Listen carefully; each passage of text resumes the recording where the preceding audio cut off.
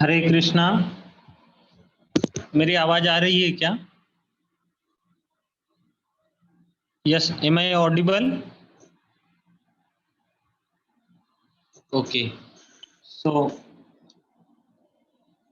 Business yoga from Bhagavad Gita के बाद आपका इस्कॉन पिलखुआ के द्वारा आयोजित गीता मंथन कोर्स में बहुत बहुत स्वागत है।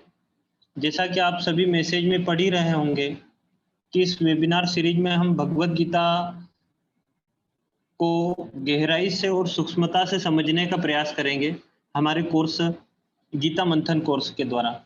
तो इस कोर्स के अंतर्गत हम भगवत गीता के माध्यम से जीवन को समझने का प्रयास करेंगे और साथ ही साथ हम प्रयास करेंगे कि कैसे भगवत गीता की शिक्षाओं के द्वारा हम अपने जीवन को सुखमय व्यतीत कर सकते हैं। और आज हमारी यह इंट्रोडक्टरी क्लास है जिसमें हम इंट्रोडक्शन के ऊपर चर्चा करेंगे, जिसमें हमें अपना संग प्रदान करने के लिए आज हमारे जो स्पीकर हैं वो इस्कॉन पिलखुआ से श्रीमान माधव गौर प्रभु जी हैं। प्रभु जी के बारे में मैं कुछ बताना चाहूँगा आपको इंट्रोडक्शन। प्रभु जी के आध्यात्मिक जीवन की शुरुआत इस्कॉन के अंतर्गत। अभी क्लियर है आवाज? प्रभु जी के आध्यात्मिक जीवन की शुरुआत 2007 में हुई है और प्रभु जी बाय प्रोफेशन प्रभु जी एक बहुत ही प्रसिद्ध डॉक्टर हैं पिलखुआ के। और साथ ही साथ प्रभु जी 2011 से पिलखुआ और हापुड़ क्षेत्र में भगवत गीता की शिक्षाओं का प्रचार कर रहे हैं। प्रभु जी अपने पूरे परिवार के साथ में भगवत गीता की शिक्षाओं का प्रचार करने में जुटे हुए हैं। प्रभु जी के दो पुत्र हैं। एक एक पुत्र जो बड़ा है वो गुरुकुल में शिक्षा हासिल कर रहे हैं, साथ ही एक छोटे पुत्र हैं वो घर पे ही हैं। और प्रभु जी के मार्गदर्शन में एक और अथक परिश्रम से इस्कॉन पिलखुआ में एक इस्कॉन का बहुत ही भव्य मंदिर बन रहा है, जो कि हापुड़ डिस्ट्रिक्ट में सबसे बड़ा मंदिर है और लगभग इसकी लागत 12 करोड़ के आसपास है, जिसका काम अभी प्रगति पर है। ये प्रभु जी के शुद्ध भक्ति का, भगवान की सेवा का और प्रभु जी के सशक्त मार्गदर्शन का परिणाम है। प्रभु जी के मार्गदर्शन में पिलखुआ, हापुड़ क्षेत्र या वेस्ट यूपी के और भी कई सारे जिले हैं जहाँ पर सैकड़ों लोग भगवत गीताओं की शिक्षाओं के आधार पर अपने जीवन का निर्वहन कर रहे हैं और एक खुशहाल जीवन व्यापन कर रहे हैं। प्रभु जी एक आदर्श गृहस्थ का भी उदाहरण प्रस्तुत करते हैं कि किस प्रकार से हम समाज में रहते हुए पारिवारिक जिम्मेदारियों का निर्वहन करते हुए एक आध्यात्मिक जीवन का अनुशीलन कर सकते हैं और अपने जीवन को खुशहाल बना सकते हैं। प्रभु जी के स्वभाव के बारे में अगर मैं बताना चाहूँ तो प्रभु जी का स्वभाव बहुत ही विनम्र है और बहुत ही सरल स्वभाव है प्रभु जी का। और प्रभु जी की जो शास्त्रों में निपुणता है वो बहुत ही उन्नत है। साथ ही साथ प्रभु जी के लेक्चर बहुत ही अच्छा देते हैं प्रभु जी, जिसको कि आप सुनेंगे तो महसूस भी कर पाएंगे। और ये हम सभी के लिए बहुत ही बड़ा सौभाग्य है कि आज हम प्रभु जी के मुख से भगवत गीता की शिक्षाओं के ऊपर चर्चा करेंगे और श्रवण का लाभ लेंगे। तो आप सभी से भी मेरा यही निवेदन रहेगा कि आप क्लास के दौरान ध्यानपूर्वक श्रवण कीजिएगा। ये इंट्रोडक्टरी क्लास है, आपको ध्यानपूर्वक श्रवण करना है ताकि आपका इंटरेस्ट क्रिएट हो पाए। और आपको एक चैट बॉक्स में एक अटेंडेंस शीट भेजी जा रही है। आपसे निवेदन है कि वहाँ पर बहुत ही 4 चीज़ें लिखना है, नाम, नंबर, अपनी सिटी का नाम, कुछ ऐसी चीज़ें हैं जिनको आपको फ़िल करना है। तो आपसे निवेदन है कि उनको भी आप फ़िल करते रहिएगा और श्रवण करते रहिएगा। हम ध्यानपूर्वक सुनने का प्रयास करेंगे सभी। और भक्तों से निवेदन है आप सभी पार्टिसिपेंट्स से कि अगर पॉसिबल हो तो आप अपना माइक ऑफ रखिएगा और वीडियो ऑन रखिएगा ताकि हम एक दूसरे से अच्छे से कनेक्ट कर पाए। मैं माधव गौर प्रभु जी को आमंत्रित करता हूँ एक बार हरि बोल बोल के। हरि बोल। प्रभु जी आपका स्वागत है आज की गीता मंथन कोर्स की फर्स्ट क्लास में।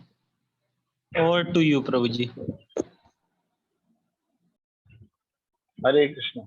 Thank you very much Saurabh को अपने अपना कीमती समय निकाला यहाँ पे आकर इंट्रोडक्शन देने के लिए और इस आज के इस महत्वपूर्ण विषय को जो है आगाज करने के लिए, शुरुआत करने के लिए। मैं उम्मीद करता हूँ कि सभी श्रोतागण को मेरी आवाज जो है वो स्पष्ट रूप से आ रही होगी आप अपना हैंड रेज करके यस नो बता सकते हैं, या फिर आप चैट बॉक्स में भी बोल सकते हैं, और या फिर आप उधर भी हैंड रेज कर सकते हैं। There are so many options to work here.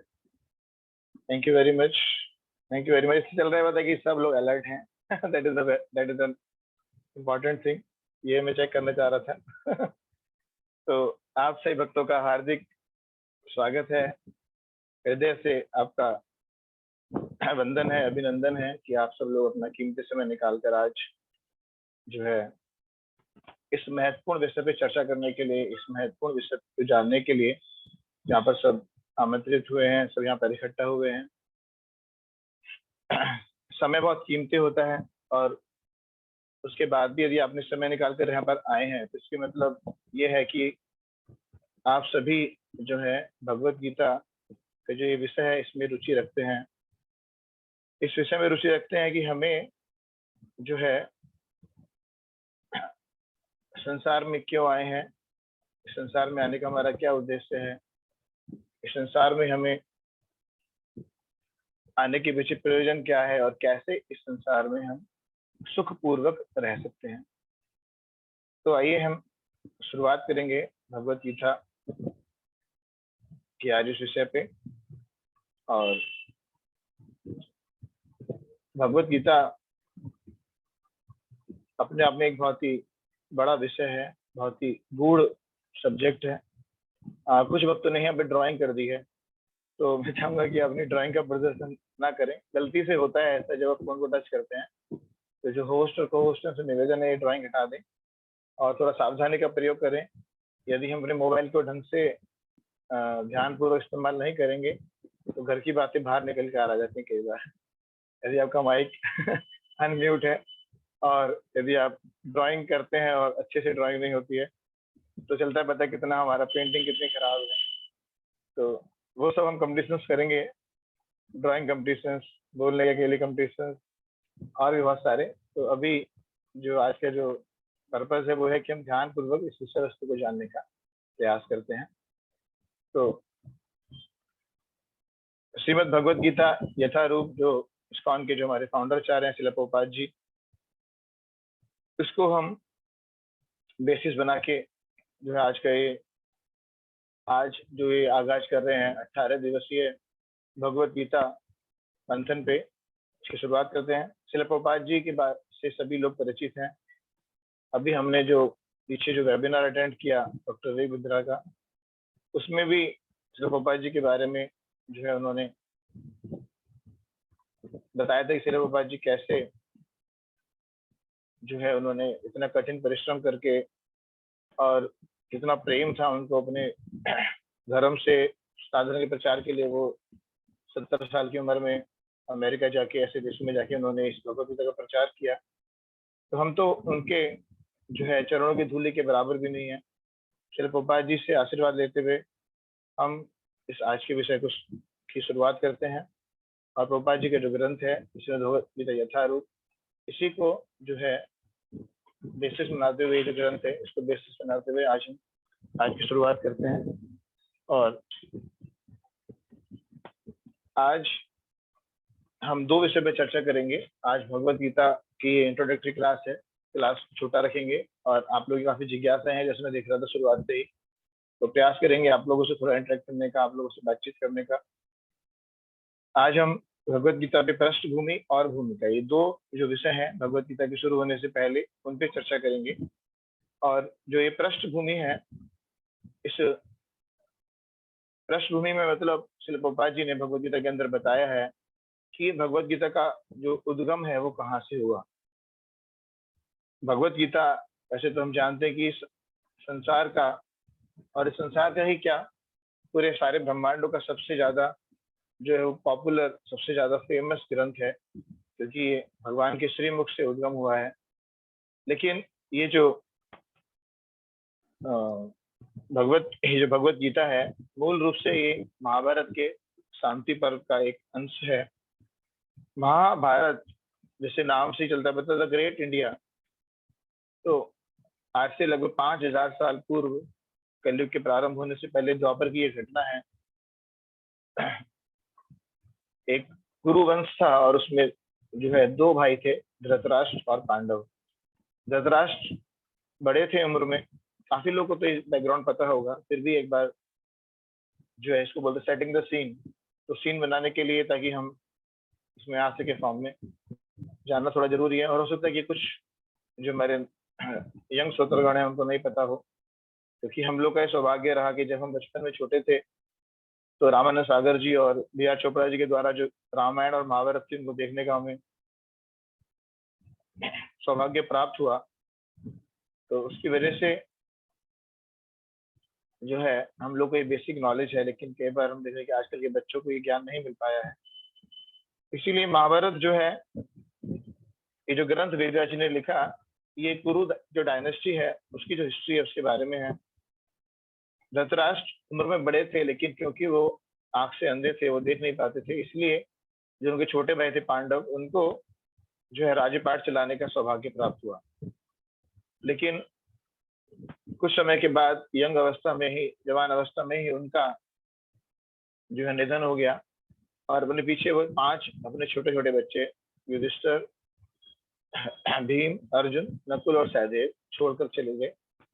और उधर जो धृतराष्ट्र थे उनके 100 पुत्र थे, जिनमें सबसे बड़ा पुत्र था दुर्योधन।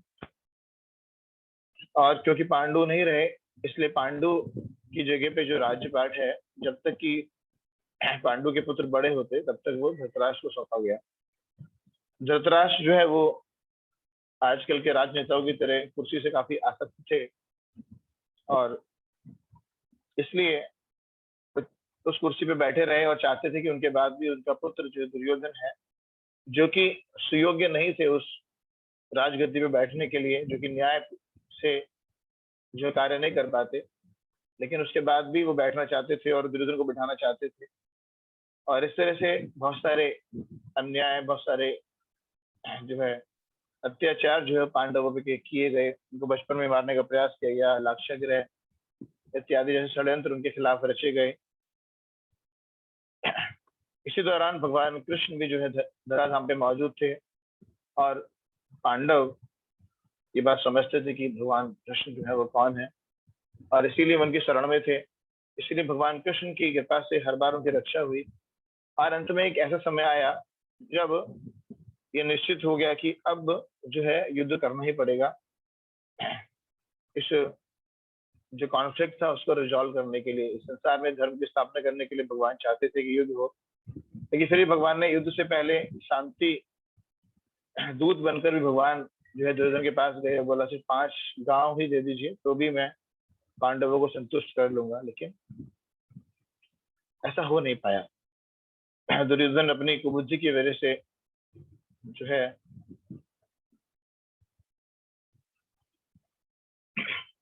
उस शर्त को भी नहीं माने, और अंततः एक दिन ऐसा आया कि दोनों वर्ग की सेनाएं कुरुक्षेत्र के मैदान में आमने सामने आके खड़ी हो गई।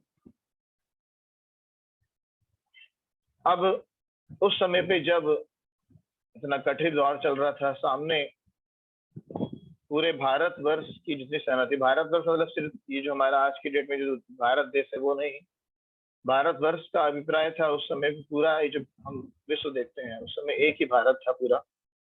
और पूरे भारतवर्ष से अक्षौणी सेनाएं, करोड़ों अरबों खरबों की मात्रा में सैनिक, हाथी घोड़े सब जो युद्ध के मैदान में आके खड़े हुए थे सामने। और अब जो है ये असंभव था कि युद्ध जो है वो टाला जा सके।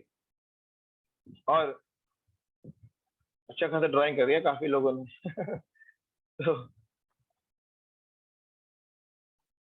उस समय पे अर्जुन जो है, जो कि सबसे इम्पोर्टेंट वॉरियर थे पांडवों की तरफ से, उनके हृदय में जो है दुर्बलता आ गई, और उन्होंने लड़ने से मना कर दिया। सोचिए, सबसे इम्पोर्टेंट जो सिपाही हो, जो सबसे इम्पोर्टेंट वॉरियर हो, युद्ध के इतने बड़ा जब जो है बड़ा युद्ध होने जा रहा हो और वो मना कर दे तो क्या होगा। तो ऐसा ही उस समय पे हुआ, और अर्जुन जिसके सारथी खुद भगवान कृष्ण थे, उनसे अर्जुन ने कहा कि ये केशव, मैं युद्ध नहीं करूंगा, मेरा हाथ, मेरा शरीर कांप रहा है, मेरा गांडी मेरे हाथों से छूट रहा है और मैं डिसाइड नहीं कर पा रहा हूँ कि क्या सही है और क्या गलत है। उस समय कुरुक्षेत्र की भूमि में भगवान कृष्ण ने अर्जुन को ये भगवत गीता का ज्ञान दिया।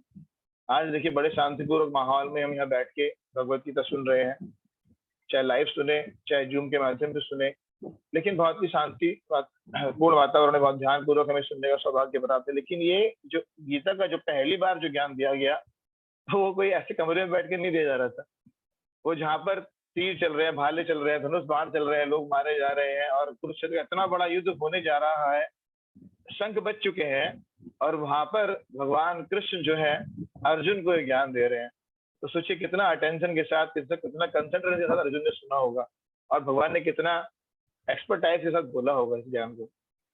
तो वहां पर ये गीता का ज्ञान जो है वो शुरू हुआ और गीता जो सुनी तो किसी से सुनी?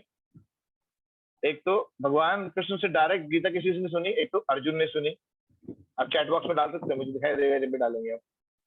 अर्जुन से भगवान ने गीता सुनी और दूसरा अर्जुन के अलावा संजय भी उस समय डायरेक्ट सुन रहे थे भगवान के श्रीमुख से, दिव्य दृष्टि से, और धृतराष्ट्र को सुना रहे थे। और उसी समय पर वेद व्यास जी जो सारे वेदों के संकलन करता है वो भी इस ग्रंथ को सुन पा रहे थे। तो इस तरह से ये जो भगवत गीता का उद्गम हम लोगों के लिए भगवान ने, जो हमारा जीवन भी कुरुक्षेत्र की तरह है और जहाँ पर हर कदम कदम पे हम संशय रहते हैं कि क्या करना है चाहिए, क्या नहीं करना चाहिए। हम भी कितनी बार डिप्रेस होते हैं, कितनी बार हम उत्साहित होते हैं, कितनी बार निरुत्साहित होते हैं। ये हम लोग के लिए ज्ञान जो है वो दिया गया। तो ये पृष्ठभूमि थी और हम चलेंगे आगे भूमिका की तरफ। जब ये ज्ञान दिया हुआ शुरू तो फिर पहले अध्याय से ज्ञान शुरू होता है, लेकिन आज हम अध्याय न शुरू करके आज हम जो श्रील प्रभुपाद जी ने जो भूमिका भगवत गीता की स्टार्टिंग में दी है, जो कि पूरी भगवत गीता का एक तरह से निचोड़ है और बहुत ही इंपॉर्टेंट है हमारे लिए जानना, उस पर हम जो है बात करेंगे। इसे गूगल फॉर्म मुझे लगता है कि सब लोग बाद में भरेंगे तो ज्यादा बेटर है, ग्रुप्स में भी डाल सकते हैं, टेलीग्राम ग्रुप पे, और एटलीस्ट सभी डिवोटीज कंसंट्रेट को सुनेंगे तो अच्छा रहेगा। तो श्री प्रभुपाद जी जो है भूमिका में पूरी भगवत गीता का एक निचोड़ दे रहे हो और अच्छे खासे वॉल्यूम में प्रभुपाद जी ने भूमिका जो है बताई है।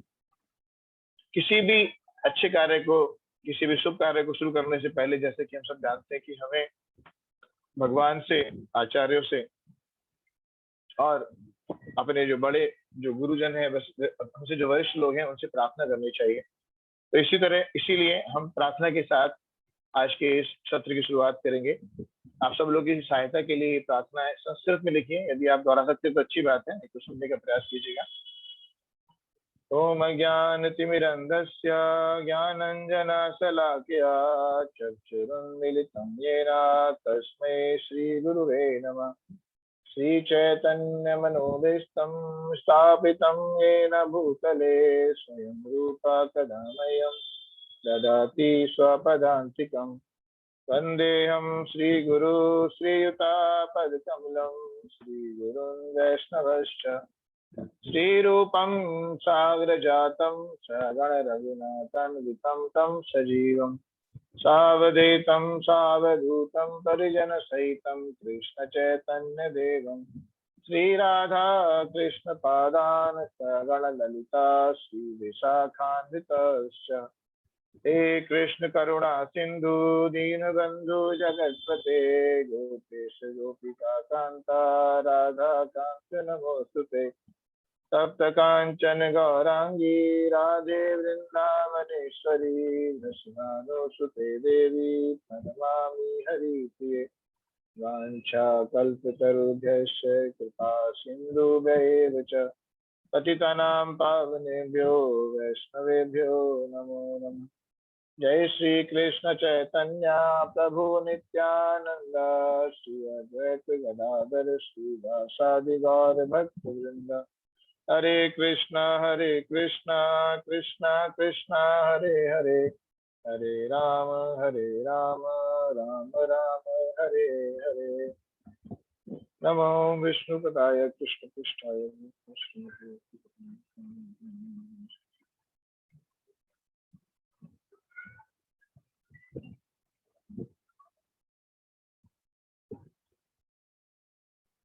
हरे कृष्णा। तो प्रार्थना के बाद हम चलते हैं आगे भूमिका में। और यहाँ पर सबसे पहले भगवान जब भगवत गीता स्टार्ट करने जा रहे हैं, मुझे लगता है कि कुछ लोग जानबूझ के वैसे कर रहे हैं, क्योंकि ये जीवात्मा का स्वभाव है कि वो अपने आप को रिकॉग्नाइज कराना चाहता है। और वैसे तो ये हमारे संस्कारों को प्रदर्शित करता है कि हमारे संस्कार कितने अच्छे हैं, क्योंकि जब आप पब्लिक प्लेस में बैठे हैं और आप इस तरह की चीजें करते हैं, तो इस जस्ट डिनोट कि हमने हमारे माता पिता से, हमारे परिवार में क्या सीखा है। तो ये अच्छी बात तो नहीं है, लेकिन फिर भी मैं आपसे निवेदन करूंगा कि कृपया करके इस तरह की चीजें करके बाकी लोगों को डिस्टर्ब ना किया जाए, और हम ध्यान पूर्वक ये जानने का प्रयास करें कि गीता में भगवान क्या बता रहे हैं, और कृपया करके इस तरह की हरकतें करके जो है अपने संस्कारों को प्रदर्शित ना करें। जैसे मैंने पहले बताया, कुछ भी हम चीज करते हैं तो यहाँ से यदि मैं अपने मुंह से कुछ बोल रहा हूँ तो मेरे संस्कार प्रदर्शित होते हैं कि मेरे गुरु ने, मेरे माता पिता ने क्या सिखाया है। ऐसे ही सामने से भी इस तरह का रेसिप्रोकेशन है। कृपया करके सभी सभ्य लोग यहाँ बैठे हुए हैं, कृपया करके सभ्यता का प्रदर्शन करें। हरे कृष्णा। तो भगवत गीता में जब भगवान कृष्ण भगवत गीता तो शुरू कर रहे हैं, तो चौथे अध्याय में वो बता रहे हैं कि ये जो गीता है, इसको जो है वो देने की जरूरत क्यों पड़ी। ये जो भगवत गीता है, या ये अच्छा है कि एनोनेट डिसेबल करना यदि आप लोग को आता है तो प्लीज जो होस्ट है वो एनोनेट डिसेबल कर देंगे, तो ये सब नहीं कर पाएंगे। अच्छा बताया हमको, तो होस्ट कर सकते हैं, हम लोग नहीं कर सकते को होस्ट। तो एनोनेट डिसेबल कर देंगे तो ये सब डिस्टर्बेंस बीच में नहीं आएंगे, और आते भी हैं तो हम कंटिन्यू करेंगे। हम अपना माइंड उधर डिस्ट्रैक्ट नहीं करेंगे। इन सब चीजों से हमें ज्यादा अंतर नहीं पड़ना चाहिए, सिर्फ बताना जरूरी था इसलिए मैंने स्टार्टिंग में बताया। तो हम फ्लो के साथ स्टार्ट करेंगे चीजों को। तो भगवत गीता में भगवान चौथे अध्याय के एक पहले श्लोक से लेकर तीसरे श्लोक के पीछे बता रहे हैं कि जो ज्ञान है भगवान को फिर से देने की जरूरत क्यों पड़ी। और भगवान इस श्लोक में बता रहे हैं, एवं विवस्वते योगम प्रोक्त वाहन अव्ययम विवस्वाना मनुदेताः मुनिरक्षा अविवकृता एवं परंपरा प्राप्ते इमम राजसूया विदु स काल नहीं महता योगा नष्टा परम तप स एवं मया तेजा योगा प्रोक्ता पुनातना भक्तोऽसि मे सखा चेति रहस्याद अदोत्तमम्। भगवान यहाँ बता रहे हैं कि ये जो ज्ञान है, सबसे पहले सूर्य के स्वामी विवस्वान को ज्ञान दिया गया, और उसके बाद गुरु शिष्य परंपरा में ज्ञान जो है आगे चलता रहा। लेकिन काल कर्म में आकर ये ज्ञान नष्ट हो गया। इसीलिए हे अर्जुन, आज फिर से मैं तुम्हें ज्ञान जो है वो दे रहा हूँ। यानी कि ये ज्ञान जो है बहुत नया नहीं है कि कुछ पर्टिकुलर सोसाइटीज है या कुछ लोग हैं या इस्कॉन है, उन्होंने गीता का प्रचार शुरू कर दिया है, या फिर आज से 5000 साल पहले ही गीता का ज्ञान आया है। ऐसा नहीं है। इस श्लोक से साफ साफ चलता पता है कि सृष्टि के आरंभ में जब सूर्य जब उत्पन्न हुआ, तो तब भगवान ने सूर्य के जो ज्ञान है, ये सूर्य के स्वामी विवस्वान को दिया है, अर्जुन से भी पहले। और उसके बाद वो गुरु शिष्य परंपरा से कैसे आता है ज्ञान, गुरु डिसाइपल, जो डिसाइपल और गुरु सक्सेसर है उसके द्वारा ज्ञान ऊपर से नीचे की तरफ आता है।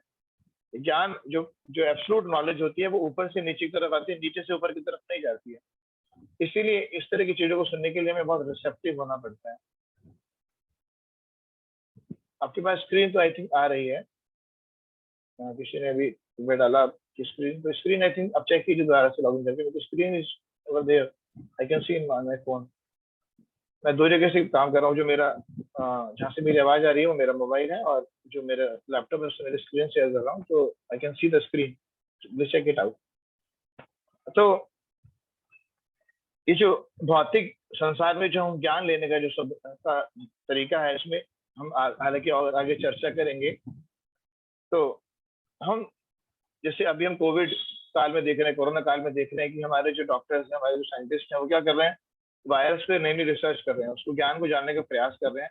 ऊपर से कोई ज्ञान नहीं है वायरस के बारे में, नीचे से रिसर्च करके हम जानने का प्रयास कर रहे हैं, इसीलिए बार बार गलतियां हो रही हैं। क्योंकि हमारे पास उसके बारे में नॉलेज गैदर करने का और तरीका नहीं है। तो इसको इंडक्टिव नॉलेज बोलते हैं, और इसमें ज्ञान जो है हम रिसर्च बेस पे जानने का प्रयास करते हैं। लेकिन क्योंकि इसमें कुछ लिमिटेशन है जो अभी हम आगे बात करेंगे, तो इसलिए उसमें जो ज्ञान में त्रुटियां रहती हैं। लेकिन जो एब्सोल्यूट नॉलेज है, जो परम ज्ञान है, जो दिव्य ज्ञान है, वो ऊपर से नीचे की तरफ आता है। इसीलिए भगवान ने बता रहे हैं कि गुरु एवं परंपरा प्राप्त है, परंपरा के द्वारा, गुरु से परंपरा के द्वारा ये ज्ञान प्राप्त होता है। एवं राजसूया विदु स काल निहि महता, वो काल के द्वारा नष्ट हो गया। स काल निहि महता योगा नष्ट परंतु, कि वो योग नष्ट हो गया। इसीलिए मैं क्या कर रहा हूँ, स एवं मया तेया योगा प्रोक्ता पुरातन, है कि जो पुरातन जो योग है, ये जो सबसे ओल्डेस्ट योग है, सबसे सुपर मोस्ट जो योग है, टॉप मोस्ट योग है जो है, वो आज मैं आपको दे रहा हूँ अर्जुन। लेकिन क्यों दे रहा हूँ, बता रहे हैं, भक्तो असी में सखा यति, क्योंकि तुम मेरे भक्त हो और मेरे प्रिय सखा हो। तो यहाँ पर भगवान कुछ क्वालिफिकेशंस बता रहे हैं कि to hear a knowledge of the Bhagavad Gita, to hear a Bhagavad Gita, what should be our qualifications. यदि हम चैलेंजिंग मूड में भगवत गीता को समझना चाहें, यदि हम जो है भगवान से एनवियसनेस रखते हैं, हम समझना चाहें, तो we can not understand the Bhagavad Gita. भगवान बता रहे हैं कि यदि हम सरेंडर्ड होंगे, यदि हम भगवान को मित्र, भगवान के मित्र के रूप में, क्योंकि अर्जुन है भगवान का भक्त है और भगवान का मित्र है, इसीलिए भगवान अर्जुन को ये जो परम रहस्य है, रहस्यम प्रेद उत्तम, जो सबसे मुश्किल है, जो दुर्लभ योग है, वो भगवान जो अर्जुन को ज्ञान दे रहे हैं। तो भगवान इस श्लोक में ये बता रहे हैं कि ज्ञान क्यों दिया गया, कैसे ज्ञान आता है, और ज्ञान रिसीव करने के लिए क्या क्वालिफिकेशन चाहिए हमें, what is the prior qualities or qualifications we should have to get that knowledge।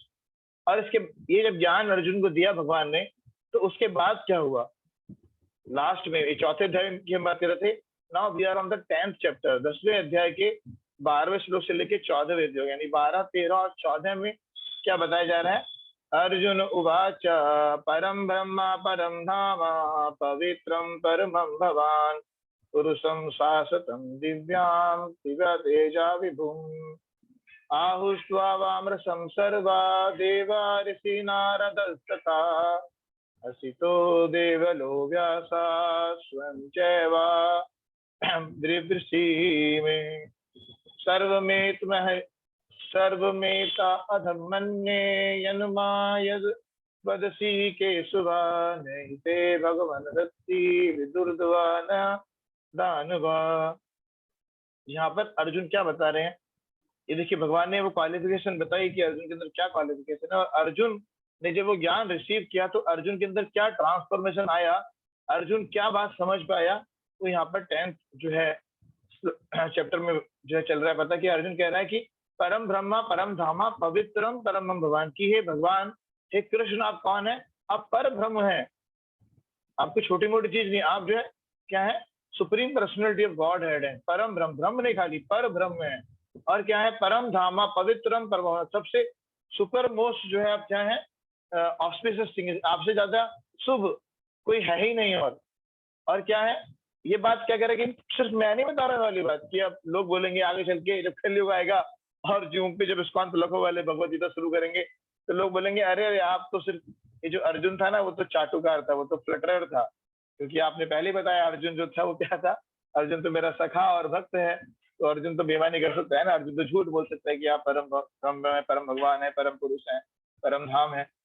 तो इसलिए अर्जुन क्या कह रहे हैं यहाँ पर, जैसे कोई भी कोर्ट के अंदर जब कोई लॉयर जो है जज के सामने दलील पेश करता है तो क्या बोलता है, कुछ कोट्स देता है, कुछ सेक्शंस को कोट करेगा, कोई जो है वो केस कोट करेगा। ऐसे ही अर्जुन यहाँ पे क्या कोट कर रहे हैं कि मैं नहीं बोल रहा, कौन बोल रहा है, देव ऋषि नारद तथा अस्तिलो देवलो व्यासा, ये सब जो नाम बता रहे हैं अर्जुन की, देव ऋषि नारद और असित और देवल, ये जो सब जो जितने भी जो ऋषि हैं, जितने जो टॉप मोस्ट ऋषि हुए हैं, वो ये सब बात जो है वो बोल रहे हैं कि आप क्या हो, आप परम भगवान हो, आप जो है वो परम ऑब्जेक्ट हो, हर व्यक्ति के जीवन का परम गोल है। तो इस तरह से अर्जुन जो है इसको बता रहे कि नारद असित देवल और व्यास जैसे समस्त महामुनि आपके विषय में इस सत्य की पुष्टि करते हैं कि आप जो क्या हो, आप परम भगवान है, परम धाम है, पवित्रम है, आप आपसे ज्यादा कोई पवित्र नहीं है, और आप परम सत्य, एब्सोल्यूट ट्रूथ।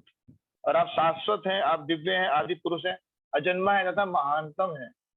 तो ये जो है नॉलेज रिसीव करने के बाद अर्जुन का जो है वो रियलाइजेशन है। इसीलिए जब हम ये 18 दिन का ये जो भगवत गीता हम खत्म करेंगे, उसके बाद हम लोग भी पूछेंगे कि आप लोगों से कि आपको क्या रिलेशन है। इसीलिए एग्जाम रखा गया सर्टिफिकेट से पहले। ये जब सर्टिफिकेट देंगे तो उससे पहले एक एग्जाम होगा, और उस एग्जाम में चले पता कि हमें लाइफ में कितना ट्रांसफॉर्मेशन हुआ, क्या सीखा हमने। तो चलेगा पता कि हमने वास्तव में अर्जुन की तरह ही सुना है, या सिर्फ माइक म्यूट है और वीडियो भी म्यूट है, और जो है बस अटेंडेंस लगा ली है हमने सर्टिफिकेट के लिए। तो ये चल जाएगा पता सिर्फ कि हम लोगों ने क्या सीखा और क्या नहीं सीखा है। तो हम आगे बढ़ते हैं। तो यहाँ पर हम चर्चा करेंगे स्लाइड में कि जो हम भौतिक स्तर पर जो पढ़ाई करते हैं, भौतिक स्तर पर जो हम अपने स्कूल में, कॉलेजेस में, गौरव जी कुछ देखने आए हैं। तो हम जो स्कूल में, कॉलेज में पढ़ाई करते हैं, बचपन से जो आपका सब्जेक्ट पढ़े, हमने फिजिक्स पढ़ा, मैथ पढ़ा, साइंस पढ़ा और कॉमर्स पढ़ा। जो भी साइंस के स्टूडेंट हो, साइंस के सब्जेक्ट याद आ रहे हैं। तो जो भी हमने सब्जेक्ट्स पढ़े हैं, उनके पढ़ने में और भगवत गीता के पढ़ने में क्या डिफरेंस है? इज देयर एनी डिफरेंस और आर दे सेम थिंग? कि भाई हम चाहे नॉर्मल बुक्स पढ़ें और हम भगवत गीता पढ़ें, देखो देखने में तो किताब सब एक सी है, चाहे ये किताब हो चाहे वो किताब, किताब ही तो है, तेज है और काले अक्षर है, वही एपएनआर आते हैं हम, ये एबीसीडी। तो क्या कुछ डिफरेंस है या नहीं है? तो इस पे हम चर्चा करेंगे। तो सबसे बड़ा जो एक चीज जानने के लिए वो ये है कि जो संसारिक वस्तुएं हैं या संसारी पुरुषों ने जो भी लिखा है, उनके अंदर डिफेक्ट्स हैं। जो भी संसार में जितनी भी चीजें हैं, जो संसारी जो पुरुष है, जो हम जो है, हमारे अंदर 4 कमियां हैं, 4 गलतियां हैं हमारे अंदर, 4 डिफेक्ट्स हैं। ये 4 डिफेक्ट्स यानी कहा जा सकता है कि जैसे आप कोई सामान लेके आते हैं, कोई फ्रिज लाए, कोई वॉशिंग मशीन लाए, तो उसके अंदर कुछ मैन्युफैक्चरिंग डिफेक्ट होता है ना, कई बार उसकी सस्ती में मिल जाती है कई बार। तो इस तरह का मैन्युफैक्चरिंग डिफेक्ट जो है हमारे अंदर भी जो है, इंसान को जैसे सुना हुआ गलती का पुतला है इंसान, तो हमारे अंदर भी 4 जो है वो मैन्युफैक्चरिंग डिफेक्ट ब्रह्मा जी ने ऊपर से बना के भेजे हैं। और वो डिफेक्ट्स क्या है? पहला डिफेक्ट है हमारे अंदर कि हम गलतियां करते हैं, है ना, हम त्रुटियां करते हैं, टेंडेंसी टू कमिट मिस्टेक्स। इसीलिए बहुत पॉपुलर स्लोगन है कि क्या है, इंसान जो है वो गलतियों का पुतला है। कभी सुना है भगवान गलती का पुतला है? ऐसे कभी नहीं बोलते भगवान गलती का पुतला है, बोलते हैं कि इंसान जो है वो गलतियों का पुतला है। क्यों?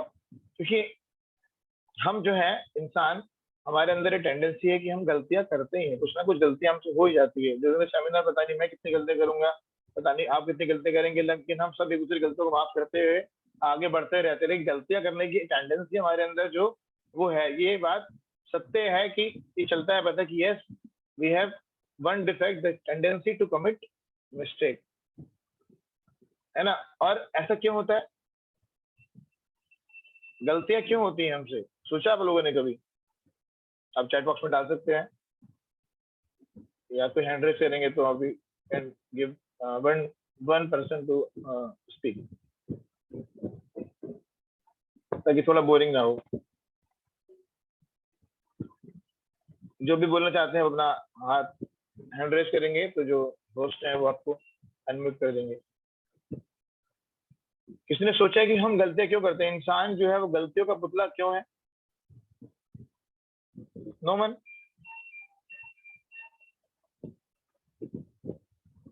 अंकित, अनिकेत राज सबसे पहले हैंड इन्होंने रेस किया। पहले इनको चांस देते हैं, अगली बार फिर और किसी को भी देंगे। हरे कृष्ण गुरु जी। हरे कृष्णा अनिकेत जी। जी सर, हम गलतियां इसलिए करते हैं क्योंकि हमारा मन स्थिर नहीं होता। हम एक बहुत सारी चीजें सोचते हैं एंड उस पर वर्क करने की कोशिश करते हैं, अपने आप को शांत नहीं रख पाते शायद, मेरे हिसाब से, इसलिए हम गलतियां करते रहते हैं। थैंक यू वेरी मच, आपने बहुत अच्छा ट्राई किया। तो अनिकेत जी बोल रहे क्योंकि हमारा मन स्थिर नहीं रह पाता, इसलिए हम गलतियां करते हैं। Thank you. अभी हम आगे बढ़ते हैं। और कुछ वक्तों ने और भी जो है चैट बॉक्स में कुछ मैसेज आए थे, जैसे एक उसमें we are not attentive, we commit mistake, क्योंकि हम गलतियां करके सीखते हैं। अनकॉन्शियस माइंड, इसमें इस तरह से लिखा है, मेरा ये जून थोड़ा दिक्कत कर रहा है। We have 4 defects, unconscious mind. Okay ठीक है, आप सबने अच्छा ट्राई किया। देखिए उसका आंसर सबसे लास्ट में लिखा है, वह अपूर्ण इंद्रिय कारण सीमित होता है। हिंदी में जो लिखा है तो टेंडेंसी टू कमिट मिस्टेक क्यों होता है? क्योंकि हमारे जो इंद्रियां हैं दे आर नॉट परफेक्ट। हम अपूर्ण, हमारे जो इंद्रियां हैं वो अपूर्ण है, इसलिए हम गलतियां करते हैं। तो समझते हैं कि कैसे ये स्टेटमेंट है कि हम इंद्रियां हमारी अपूर्ण है। आप सब लोग इंद्रियों के बारे में जानते हैं। इंद्रिया वर्ड आपके लिए शायद आई होप कि नया नहीं होगा। इंग्लिश में इसको सेंसेस बोलते हैं और हिंदी में इंद्रिय बोलते हैं। We have 5 knowledge gathering senses and we have 5 working senses. तो हम जो नॉलेज गैदरिंग सेंसेस, जिससे हम ज्ञान लेते हैं, और जो ज्ञान लेते हैं उसी के अकॉर्डिंगली हम परसीव करते हैं, उसी के अकॉर्डिंग हम इंट्रोस्पेक्ट करते हैं, उसी के अकॉर्डिंग हम सोचते हैं, कार्य करते हैं। तो we have 5 knowledge gathering senses, ज्ञानेंद्रिया जिनको हिंदी में बोलते हैं। और वो कौन सी हैं? आईज, आंखों से जिससे हम देख के कुछ देखते हैं, सीखते हैं। और ईयर, नोज, टंग, और जो हमारा टच, जिससे हम काफी चीजें गर्म ठंडे से महसूस करते हैं। तो they are the 5 knowledge gathering senses, eyes, ear, nose, tongue and touch. इनसे हम ज्ञान लेते हैं। और क्योंकि जो हमारी जो ये इंद्रियां हैं, ये जो हमारी जो सेंसेस हैं, they are not perfect, they are relative, they are not giving a absolute knowledge. Like in the case, हम बात करते हैं जीभ की। जैसे टंग हमारी काफी महत्वपूर्ण इंद्रिय है, इससे हम काफी कुछ सीखते हैं, काफी कुछ समझते हैं इसके माध्यम से। एक हम उदाहरण लेते हैं कि आपने सबने संतरा खाया होगा, और कई बार संतरा मीठा होता है और कई बार संतरा खट्टा होता है। तो ऐसे ही यदि एक संतरा हमें दिया जाए खाने के लिए, और उस संतरे को खाने से पहले आपको नींबू थोड़ा चटा दी जाए, नींबू दे दी जाए खाने के लिए, तो संतरा कैसा लगेगा? यदि आप ऐसे बोलेंगे तो मैं समझ लूंगा होठों से, म्यूट माइक में भी। यदि आपने पहले नींबू खाया है और उसके बाद संतरा खाया, तो संतरा कैसा लगेगा? मीठा या खट्टा? प्रियंका माते सोच रहे हैं। ऑफ कोर्स पहला मैसेज आया स्वीट, ऑफ कोर्स, क्योंकि जब हम नींबू खट्टा खाते हैं तो संतरा कैसा लगता है? मीठा लगता है। और वही संतरा अब चीनी खिलाई गई पहले किसी को, पहले चीनी की चम्मच भर दी गई मुंह में, और उसके बाद जो है अब संतरा खिलाया, संतरा कैसे लगेगा? खट्टा लगेगा। Very good. तो अब संतरा जो है मीठा है या फीका है?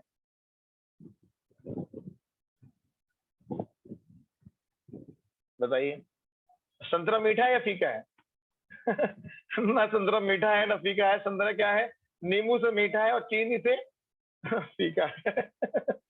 तो ये जो संतरे के बारे में हमें पक्का ज्ञान नहीं मिला, हमें क्या मिला? रिलेटिव नॉलेज मिली, एब्सोल्यूट नॉलेज नहीं मिली।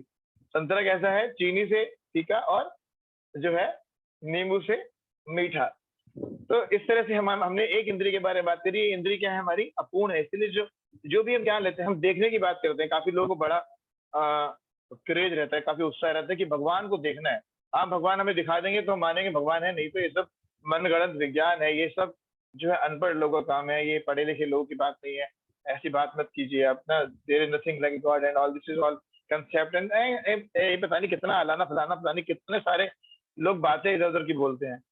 लेकिन उन्हीं लोगों के लिए प्रश्न है कि जो हम देखते हैं, क्या वास्तव में हम सब कुछ देखते हैं? बहुत सारी ऐसी चीजें हैं जो हम देखते हुए भी नहीं देखते, और ऐसी बहुत सारी चीजें हैं जो हम नहीं देखते हुए भी देखते हैं। उदाहरण बताता हूँ। जैसे कि यदि जो लोग साइंस के स्टूडेंट, उनको अच्छे से पता होगा कि एक पूरा जो एक इलेक्ट्रोमैग्नेटिक स्पेक्ट्रम होता है, उसमें से हम सिर्फ विबग्योर पार्ट ही देख पाते हैं, इतना सा पार्ट। यानी कि जो एक्सरेज हैं वो हमने कभी नहीं देखी, गामा रेज कभी नहीं देखी हमने। हमने बहुत सारी इलेक्ट्रोमैग्नेटिक स्पेक्ट्रम के बहुत सारा चीज नहीं देखा, सिर्फ वॉयलेट से लेके रेड के बीच का ही हमने देखा। यानी कि जो चीज वॉयलेट है, इंडिगो है, ब्लू है, ग्रीन है, येलो है, वही ऑरेंज, वही हमने देखा। इसके अलावा हम और चीजें नहीं देख सकते। तो क्या एक्सरेज नहीं होती हैं? X rays are there. हम एक्सरे को नहीं देख सकते, लेकिन एक्सरे का इफेक्ट देख सकते हैं। जब एक्सरे जो है वो फोटोग्राफिक प्लेट पे पड़ता है तो हमें क्या दिखाई देता है? हमें वो चित्र दिखा देता है। यदि मेरे हाथ को आगे बीच में रख देंगे और एक्सरे को डालेंगे फोटोग्राफिक प्लेट पे, तो क्या होगा? बीच में हाथ का इमेज आ जाएगा। ये हाथ हटा देंगे और फोटोग्राफिक प्लेट डालेंगे तो फोटोग्राफिक प्लेट कैसे हो जाएगी? सारी की सारी जो है वो ब्लैक हो जाएगी। बीच में जो ऑब्जेक्ट होगा तो वहां से ब्लैक नहीं होगी, क्योंकि उसको एक्सरे ने एक्सरे को उसने एब्जॉर्ब कर लिया। Yes, we have the limit to see our eyes range. तो हमारी जो आईज है वो भी परफेक्ट नहीं। और एक बहुत बहुत प्यारा सा उदाहरण बताता हूँ जो सब लोगों को समझ में आएगा। आप लोग कई बार गर्मी में धूप में बाहर गए होंगे, आजकल भी काफी धूप चल रही है, आप चाहे तो ट्राई कर सकते हैं कल जाके। अगले हफ्ते फिर मिलेंगे तो बात करेंगे, बोलना पूछ आपने गलत बताया था, सही था। लेकिन मुझे पूरा पूरा पता है कि आप ऐसा नहीं बोल पाएंगे, क्योंकि ये बात एकदम परफेक्ट है कि हम जब बाहर धूप में जाते हैं, कई बार आप देखिएगा, आप गाड़ी में बैठे हैं कार में बैठे हैं या बस में बैठे हैं और आपकी गाड़ी जो है जा रही है आगे सड़क पे, बिल्कुल हाईवे है, तो देखेंगे सामने पानी दिखाई देता है, यार ऐसा लग रहा है सामने पानी है, लेकिन जब आप पहुंचते हैं तो पानी और आगे चला जाता है, और जब आगे चलते हैं तो और पानी आगे चला जाता है। इसको इंग्लिश में बोलते हैं मिराज, और इंग्लिश में बोलते हैं मृग मारीचिका। रेगिस्तान में जो मृग होता है वो एक सोचते हुए कि पानी आगे इस तरह से दौड़ता रहता है, इसलिए मारीचिका। मारीचिका मतलब इल्यूजन, जो मारीच से वर्ड आया, और मृग मतलब जो हिरन, इसमें जो इल्यूजन हो जाता है, तो इसको बोलते हैं मृग मारीचिका। फिजिक्स है स्वामी जी, यस आर्यन लिख रहे हैं। तो ये क्या है, तो पानी तो नहीं है ना वहां पे, लेकिन हमें लग रहा है पानी है, तो हम बताइए क्या हम देखते हुए भी नहीं देख पा रहे हैं, और कई चीजें हैं जो हम नहीं देख कर भी देख रहे हैं, जैसे कि एक्चुअली जैसे कि हवा इस कमरे के अंदर। तो हमारी आईज जो है, हमारी जो ईयर्स हैं, ऐसे ही हम कुछ 20 डेसिबल से लेकर 200 डेसिबल सुन सकते हैं, एक डॉग की विशेष होते हैं वो नहीं सुन सकते हम। तो ऐसे हमारे कान, आंख, नाक, इंद्रिय सब क्या है, वो अपूर्ण है, उनकी जो नॉलेज है वो रिलेटिव है, वो एब्सोल्यूट नहीं है। इसीलिए हम क्या करते हैं, गलती करते हैं। इसीलिए जो इंसान है वो गलती का पुतला है, क्योंकि उसकी जो इंद्रियां हैं वो अपूर्ण है, इसलिए वो गलती करता है। और जब वो उससे पहले एक चीज और रह गई, इसमें सारा उल्टा देखा होगा, एक्चुअली हमने इस तरह सीखा है। तो सबसे पहले हमारी इंद्रिया अपूर्ण है, उस इंद्रिया अपूर्ण है इसीलिए हम भ्रमित होते हैं, इसीलिए हमें मारीचिका होते हैं, इल्यूजन होता है। हम देखते हैं कि पानी जहां नहीं है वहां पर हमें पानी दिखाई देता है, और जब पानी होता है कभी पानी नहीं दिखता है। इस तरह से हम इल्यूजन में आते हैं, और जब इल्यूजन में आते हैं तो हम गलतियां करते हैं। इसीलिए जो इंसान है वो गलतियों का पुतला है। मैं फिर से एक बार रिपीट कर रहा था कि याद हो जाए, हमारी इंद्रिया अपूर्ण है, इसीलिए हमें इल्यूजन होता है, और इल्यूजन की वजह से हम गलती करते हैं। और ये 3 डिफेक्ट तो ऑटोमेटिक मैन्युफैक्चरिंग डिफेक्ट्स हैं। चौथा डिफेक्ट हमने पाला हुआ है कि जब हम गलती करते हैं तो छिपाते भी हैं। तो ये 4 डिफेक्ट हमारे अंदर हैं, इसीलिए हम जो भी चीज बनाते हैं, जो भी चीज करते हैं, वो उसके अंदर ये 4 डिफेक्ट करते हैं। इंजीनियर स्टूडेंट्स भी, इंजीनियर्स भी हैं, कुछ ने लिख के भेजा, yes we have many doctors and engineers and highly professional people in the ISKCON, that is all glories to Srila Prabhupada। तो इसलिए क्योंकि ये 4 जो चीजें हमारे अंदर, ये 4 हमारे साथ से दोष हमारे साथ है, 4 मिस्टेक्स, 4 गलतियां हमारे साथ हैं, इसीलिए हम जो भी बनाते हैं, हम कोई इंस्ट्रूमेंट बनाए, चाहे माइक्रोस्कोप बनाए, चाहे टेलीस्कोप बनाए, उसके अंदर भी गलती रहती है, क्योंकि हम उन्हीं इन 5 इंद्रियों से इन चीजों को देख रहे होते हैं। इसीलिए हमने जो किताबें लिखी हैं, जो हमारा जो भौतिक ज्ञान है, चाहे वो हम कोरोना के बारे में लिखें, चाहे वो ABCD लिखें, चाहे बच्चों को बचपन से फिजिक्स पढ़ाए, कुछ पढ़े, उनमें भी ये डिफेक्ट्स हैं। इसके विपरीत ये जो ज्ञान है, भगवत गीता का जो ज्ञान है, ये जो हमारे वेदों का जो ज्ञान है, ये ऐसे किसी व्यक्ति ने नहीं लिखा है जिसके अंदर ये 5 दोष हैं। ये खुद भगवान ने आकर लिखा है। भगवत गीता तो भगवान ने अपने श्री मुख से बोली है, और बाकी भी जो शास्त्र है, जो वेद संकलन जो हुआ है, वो शिला वेदव्यास जी ने किया है, जो भगवान के 6वें अवतार है, जो भगवान ने जो शक्ति दी है, भगवान के शक्ति अवतार हैं, भगवान के एनर्जी फॉर्म में कहे जाए तो अवतार हैं, और उन्होंने ये चीज लिखी है जो इन 5 डिफेक्ट से ऊपर है। इसीलिए ये जो वेद शास्त्र जो है वो टाइमलेस है, उनके अंदर टाइम ऐसे नहीं थे कि पुराने हो गए तो भी चेंज करना पड़ेगा। कुछ समय पहले तक जब हमने फिजिक्स पढ़ी थी तो 9 प्लैनेट हुआ करते थे, अभी शायद 7 या 8 रह गए, बाकी डूब गए हैं। तो इस तरह से नहीं होता है। मॉडर्न साइंस की तरह जो एब्सोल्यूट साइंस है, जो परफेक्ट साइंस है, जो दिव्य साइंस है, जो दिव्य विज्ञान है, वो चेंज नहीं होता है रोज, वो हमेशा टाइम के साथ भी कांस्टेंट रहता है, और हमेशा जो है उतना ही असरदार भी होता है। ऐसा नहीं कि उसका जो असर है वो कम हो जाता है, that remain always an absolute. तो ये जो भगवत गीता है, इसके ज्ञान में यही फायदा है कि इसके अंदर कोई त्रुटि नहीं है, इसलिए इससे जो ज्ञान मिलता है परफेक्ट मिलता है, और वो परफेक्ट तरीके से काम करते हैं। जैसे कि आप एक बहुत अच्छे डॉक्टर से एक बहुत अच्छी दवाई लेकर आए तो आपको जरूर असर करेगी और आपकी बीमारी ठीक हो जाएगी। उसी प्रकार से जो भगवत गीता का जो ज्ञान व्यक्ति प्राप्त करता है, उसके अंदर जो त्रुटियां हैं, उसके अंदर जो इम्परफेक्टनेस है, वो खत्म हो जाती है। इसीलिए most of the leader in the world are reading the Bhagavad Gita. और जो भगवत गीता उसके अंदर बताया क्या गया है, क्योंकि ये सब जो समराइज फॉर्म में जो बताया जा रहा है वो आगे जो है वो नहीं आएगा, वो क्योंकि फिर वो डिटेल में आएगा 18 अध्याय में। समराइज फॉर्म में आज बताया जा रहा है। तो भगवत गीता में जो 5 जो है वो मेन विषय वस्तु पे बात की गई है। They are the 5 main topics in the Bhagavad Gita जो हम यहाँ पे लिखे हैं। ईश्वर, जीव, प्रकृति, काल तथा कर्म, they are the 5 main subject matter of the Bhagavad Gita. ईश्वर यानी कि सुपर सोल, और जीव यानी कि सोल, प्रकृति यानी कि नेचर, काल यानी कि टाइम, एंड कर्मा यानी कि कर्म यानी कि एक्शन। तो ये 5 जो विषय वस्तु हैं भगवत गीता में, इन 5 विषय वस्तु को 18 अध्याय के 700 श्लोक के माध्यम से कवर किया गया है। कुल मिला के जितने भी 18 अध्याय हैं 700 श्लोक में, इन पे बात करी गई है। भगवत गीता में बताती है कि हु इज द ईश्वर, ईश्वर कौन है, बस कंट्रोलर, ईश्वर मतलब कंट्रोलर, और सुप्रीम कंट्रोलर कौन है, सुप्रीम प्रोपराइटर, सुप्रीम एंजॉयर कौन है, उसके बारे में जो है भगवत गीता बताती है। वो जो ईश्वर है उसका क्या नेचर है, उसकी क्या प्रकृति है, किस तरह का वो है, उसके बारे में बताती है भगवत में जो है ये भगवत गीता। और उसके अलावा बताती है कि जो जीव है, जो ईश्वर के जो अंश हैं, जो ईश्वर ने जिनको बनाया, वो कौन है, उनका क्या नेचर है, वो किससे बने हैं। जैसे गीता में वर्णन आता है कि जो ईश्वर है वो सच्चित आनंद से बना है, उसका जो कॉन्स्टिट्यूशनल पोजीशन जो है जिससे बना है वो क्या है, सच्चित और आनंद। वहीं उसके विपरीत जो जीव है वो किससे बना है, वो पृथ्वी, अग्नि, वायु और आकाश, 5 जो ग्रॉस एलिमेंट्स हैं। मुझे थोड़ा हिंदी में कई बार दिक्कत रहती चीजों में, तो मैं बीच में इंग्लिश यूज करूँ, आई होप कि, लेकिन हम सब लोग आज के लिए अंग्रेजी वाले सिस्टम में सबको समझ में आएगा। तो स्थूल तत्व यानी जो ग्रॉस एलिमेंट्स हैं, स्थूल तत्व, उनसे पृथ्वी, अग्नि, जल, वायु और आकाश से मिलकर जो जीवात्मा बनी है। तो ईश्वर में और जीव में क्या डिफरेंस है वो बताया जा रहा है। और बताया जा रहा है जो जीव है वो भी कंट्रोलर है। एनोनेट को भी ऑफ कर पाएंगे तो अच्छा रहेगा आप लोग। जो जीव है वो कंट्रोल्ड होता है ईश्वर के द्वारा, और जो ईश्वर है वो कंट्रोलर है। और जीव भी छोटा मोटा कंट्रोलर है, we are also small controller, control our fan, our ACs और छोटी मोटी मशीनें और बहुत सारी, और अपने घर को हम कंट्रोल करने का प्रयास करते हैं कई बार। लेकिन जो ईश्वर है is the supreme controller, he can control all the universes. जो ईश्वर है, हम छोटे छोटे पंखे चलाते हैं, लेकिन भगवान बड़े बड़े पृथ्वी और सौर मंडल चलाते हैं। तो इज द सुप्रीम कंट्रोलर ईश्वर जो है। और उनका नेचर जैसे बताया कि उनका जो मैटर है वो सतचित और आनंद से बना है, ब्लिस, नॉलेज और एटर्निटी।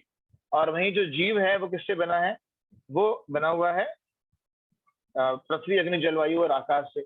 और फिर बताया गया गीता में कि ये ठीक है, हमने ईश्वर के बारे में बात करी, जीव के बारे में बात करी, लेकिन इन दोनों का आपस में कुछ रिश्ता भी है, बात क्यों कर रहे हैं। तो बताया जा रहा है कि जो जीव है वो क्या है, जीवेर स्वरूप हो कृष्ण दास। इस श्लोक में बताया जा रहा है कि जीव जो है वो क्या है, जीवेर स्वरूप है, उसका जो कॉन्स्टिट्यूशनल पोजीशन, जो उसका स्वरूप क्या है कि वो जो है ईश्वर का नित्य दास है। तो इस तरह से क्या संबंध है जीव और ईश्वर के बीच में, उनका क्या रिश्ता है, इसके बारे में जो है गीता में बताया जा रहा है। और देन गीता बताती है कि प्रकृति क्या है, नेचर क्या है। ये जो यहाँ पे भगवान आध्यात्मिक जगत और भौतिक जगत की बात कर रहे हैं। भगवान बता रहे हैं कि ये जो भौतिक जगत जिसमें हम रहते हैं, ये इसमें कौन कौन से प्लैनेट्स हैं, क्या प्लैनेटरी सिस्टम है, और इसके अलावा एक और भगवान बता रहे हैं कि एक और लोक है जो इससे ऊपर है, और वो जो लोक है वो इससे एकदम डिफरेंट है। भगवान भगवत गीता में जो है ये है भगवत गीता का 15वें अध्याय का एक श्लोक है, ऊर्ध्वमूलम अधम साक्ष्यम अश्वतम प्रावरव्यम छंदासी यस्त प्राणानि यस्तम वेदम सवेदित। जहाँ भगवान पेड़ की उपमा देके जो है इसे समझाने का प्रयास कर रहे हैं कि जो भौतिक जगत है वो उल्टा पेड़ है, और जो आध्यात्मिक जगत है वो उसकी परछाई है, ये भौतिक जगत। और बता रहे हैं कि जो भौतिक जगत है ये बहुत नगण्य है, बहुत छोटा है। जैसे कि हमारे एक डिस्ट्रिक्ट में जेल होती है, कितनी जगह में होती है, इस तरह से भौतिक जगत है। और जो आध्यात्मिक जगत जहाँ भगवान वास्तव में रहते हैं अपने नित्य मुक्त पार्षदों के साथ, जहाँ से वास्तव में आए हैं, जो वास्तव में हमारा घर है, जहाँ हमारे जाने के जीवन का लक्ष्य है, जहाँ पर हम सुखी होंगे, वो कैसा है, वहां भगवान बता रहे 15वें अध्याय के छठे श्लोक में, न तद्भासतो सूर्यो न शशांको न पावको यत् गत्वा न निवर्तन्ते तद्धामं परमं मम। भगवान बता रहे वो है मेरा ऐसा धाम है जहाँ पे न सूर्य है न चंद्रमा है, जहाँ पे किसी प्रकाश की जरूरत नहीं पड़ती आर्टिफिशियली, वो ऑटोमेटिकली सेल्फ इल्यूमिनेट है। ये सब डिटेल में हम जो है जब चैप्टर्स आएंगे तो डिस्कस करेंगे। हम सिर्फ समराइज फॉर्म में देखे जा रहे हैं। तो इस तरह से भगवान जो है प्रकृति के बारे में बता रहे हैं, भौतिक जगत के बारे में, आध्यात्मिक जगत के बारे में। इस जगत में जो 3 गुण है, mode of goodness, mode of passion, mode of ignorance, सतोगुण, रजोगुण, तमोगुण, उनके बारे में बता रहे हैं। और फिर टाइम की बात कर रहे हैं, व्हाट इज द टाइम। भगवान बता रहे कि वो काल जो है वो मैं ही हूँ। जो लोग मुझे नहीं मानते उनके सामने एक दिन मृत्यु के रूप में आके मैं काल के रूप में खड़ा होता हूँ। इस तरह से भगवान टाइम को डिफाइन कर रहे हैं। एंड द मोस्ट इंपॉर्टेंट जो भगवान फिर डिफाइन कर रहे हैं, दैट इज द कर्मा। हमारे क्या अच्छे कर्म है, क्या बुरे कर्म है, क्या ऐसे कर्म अच्छे बुरे कर्म आपस में नलीफाई होते हैं, या अच्छे लोगों के साथ बुरा क्यों होता है ना। क्या हमारे पुराने जन्मों कर्म जुड़ते हैं हमारे साथ, हम इस संसार में कष्ट क्यों अभी मिल रहा है हमें। ये सब जो है कर्मा के बारे में भगवान जो है यहाँ पे डिफाइन कर रहे हैं। और इस तरह से 5 जो है विषय वस्तु के बारे में भगवान ने यहाँ जो है गीता के अंदर जो भगवान बता रहे हैं। तो हमने यहाँ पे सीखा कि भगवत गीता जो आध्यात्मिक ग्रंथ है, जो दिव्य ज्ञान है और जो भौतिक ज्ञान है, उसमें क्या डिफरेंस है, और भगवत गीता क्यों सुपीरियर है इन सब ग्रंथों से, या वैदिक शास्त्र हमारे क्यों सुपीरियर है इन सब ग्रंथों से, और भगवत गीता की 5 विषय वस्तु जो है वो क्या है। तो आइए आगे बढ़ते हैं।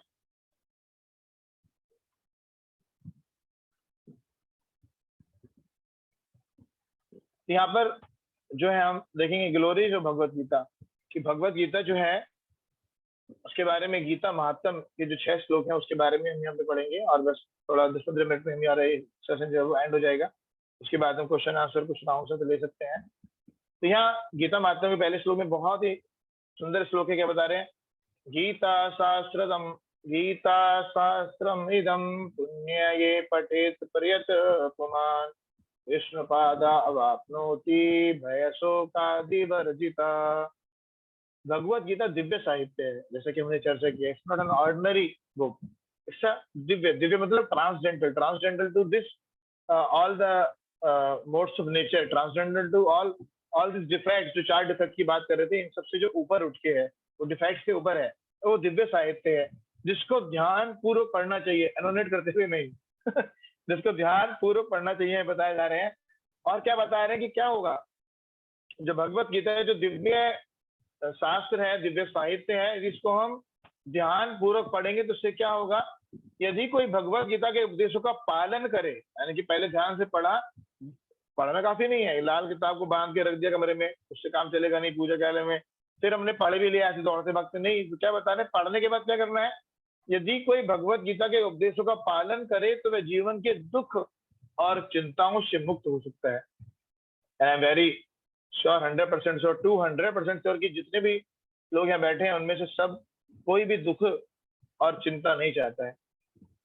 और यदि हम दुख और चिंताओं से ऊपर उठना चाहते हैं तो क्या बता रहे हैं, भगवत गीता का पहला जो महात्म है, क्या जो श्लोक है, बता रहा है कि यदि कोई व्यक्ति गीता पढ़ता है, गीता शास्त्रम इदम पुण्यम, और क्या होगा, भय शोकादि वर्जिता, कि उसका जो भय और जो शोक है वो क्या हो जाएगा, वर्जित, है ना, सुना होगा ना, वर्जित, प्रोहिबिटेड एरिया। उसके पास शोक और भय नहीं आएगा। चाहे कोरोना भी आएगा तो भी उसको क्या लगेगा, भय नहीं लगेगा, तो उसको शोक नहीं होगा। उसकी मृत्यु भी आएगी तो भी उसको क्या होगा, डर नहीं लगेगा। That is the glories of the Bhagavad Gita. कि पहले श्लोक की भगवत गीता कितना अच्छे से डिफाइन कर रहा है कि भगवत गीता कितना हमारे लिए यूजफुल है।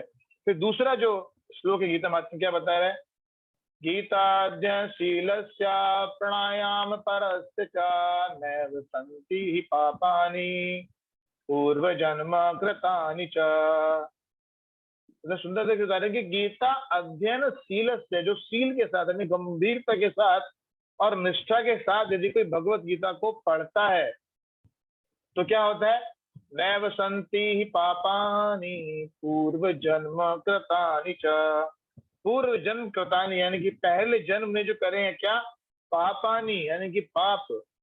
बहुत मुश्किल नहीं, संस्कृत पढ़ना सबसे आसान है, और संस्कृत वर्ल्ड की इकलौती ऐसी लैंग्वेज है जिसे पढ़ने के बाद आपको सारी किसी और चीजों की पढ़ने की जरूरत पड़ेगी नहीं। और संस्कृत फिर रिसर्च, जो आजकल की मॉडर्न रिसर्च बताती थी, किसी को बच्चों को यदि बचपन से संस्कृत के श्लोक पढ़ाए जाए तो उनकी मेमोरी बहुत शार्प होती है।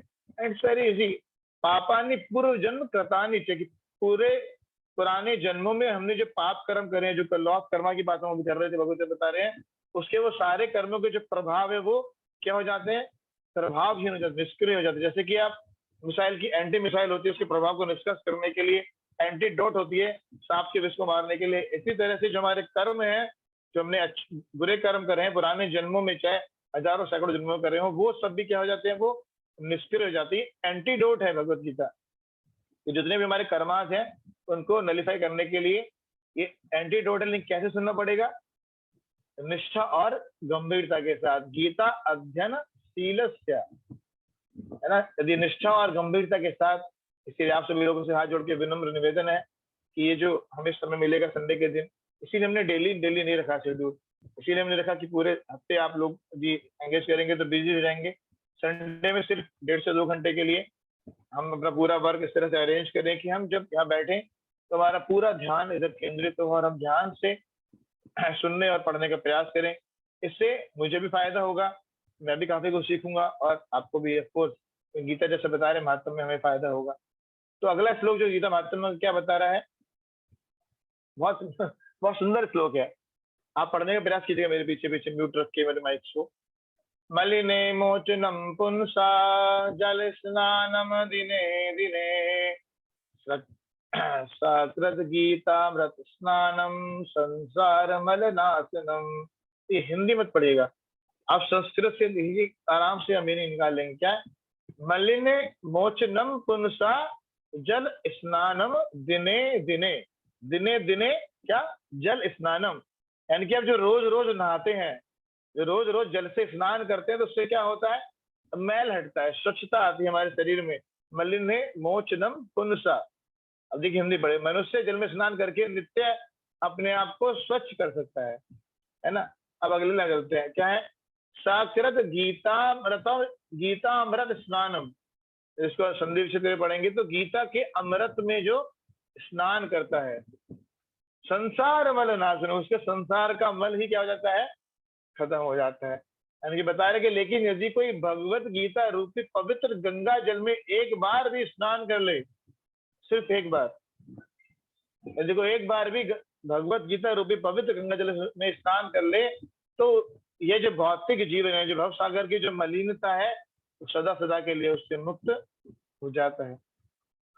तो शरीर को नहलाने के लिए हम जल से स्नान करते हैं, और आत्मा को नहलाने के लिए, अपने आप को नहलाने के लिए किससे कर सकते हैं हम?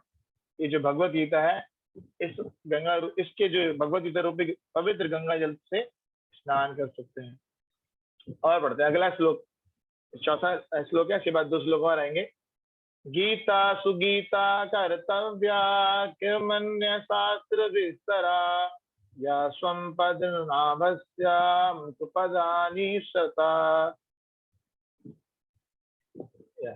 क्योंकि भगवत गीता भगवान के मुख से निकलती है, अतः किसी अन्य वैदिक साहित्य को पढ़ने की आवश्यकता नहीं रहती। यहाँ पे बहुत ही हमें सिंप्लीफाइड फॉर्म में इतना अच्छा सॉल्यूशन दे दिया गया है।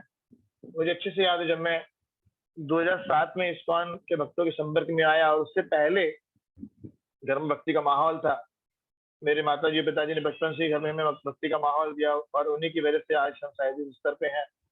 लेकिन ये उनका सवाल था, और उनसे हमने भी सीखा था कि भाई क्या पढ़े, ये वाले पुराण पढ़े, वाले पुराण पढ़े, वाले किताब पढ़े, कौन सा वेद पढ़े, इतना सारा लिटरेचर है, क्या पढ़े और क्या ना पढ़े। और हर शास्त्र जो कई बार अपने आप को कॉन्ट्राडिक्ट भी करता है, दूसरे से कॉन्ट्राडिक्ट कर देता है, विरोधाभास हो जाता है। तो क्या करें क्या ना करें। लेकिन यहाँ पे देखिए, कोई इसको यदि ये श्लोक किसने पढ़ा होता तो कितना क्लियरली बताया जा रहा है कि क्योंकि भगवत गीता क्या है? भगवान के श्री मुख से निकली है। जो गंगा माता है वो भगवान के श्री चरणों से निकली है, लेकिन उससे भी ज्यादा पवित्र कौन है? भगवत गीता। क्योंकि वो कहाँ से निकली है? भगवान के श्री मुख से निकली है। क्योंकि भगवत गीता भगवान के मुख से निकली है, अतः किसी अन्य वैदिक साहित्य को पढ़ने की आवश्यकता नहीं रह जाती। कुछ और अलग से पढ़ने का जरूरत नहीं, इतना समय नहीं कलयुग के अंदर कि हम सारे शास्त्रों वेदों को उठा के रिसर्च करें। नहीं, इसीलिए एक किताब दे दी गई है। केवल भगवत गीता का ही ध्यान पूर्वक तथा मनोयोग से श्रवण तथा पठन करना चाहिए। वर्तमान युग में लोग शारीरिक कार्यों में इतने व्यस्त हैं कि उनके लिए समस्त वैदिक साहित्य का अध्ययन कर पाना संभव नहीं रह गया। Very true. भगवत गीता पढ़ने का भी समय हमें नहीं मिलता।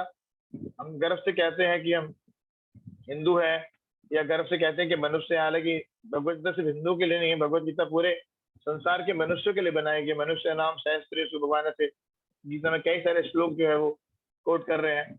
तो हम कहते तो हैं कि हम मनुष्य हैं, हम जानवर नहीं है, लेकिन हमने क्या है? भगवत गीता पढ़ी नहीं है, तो कैसे हम मनुष्य हैं? तो क्या बता रहे हैं कि बाकी तो छोड़ दीजिए, भगवत गीता पढ़ने का भी समय नहीं है। तो इसीलिए बेटर है कि हम सारे शास्त्रों को हटा दें। उनको पढ़ने की हमें समय है तो अच्छी बात है, लेकिन समय नहीं है तो क्या करें?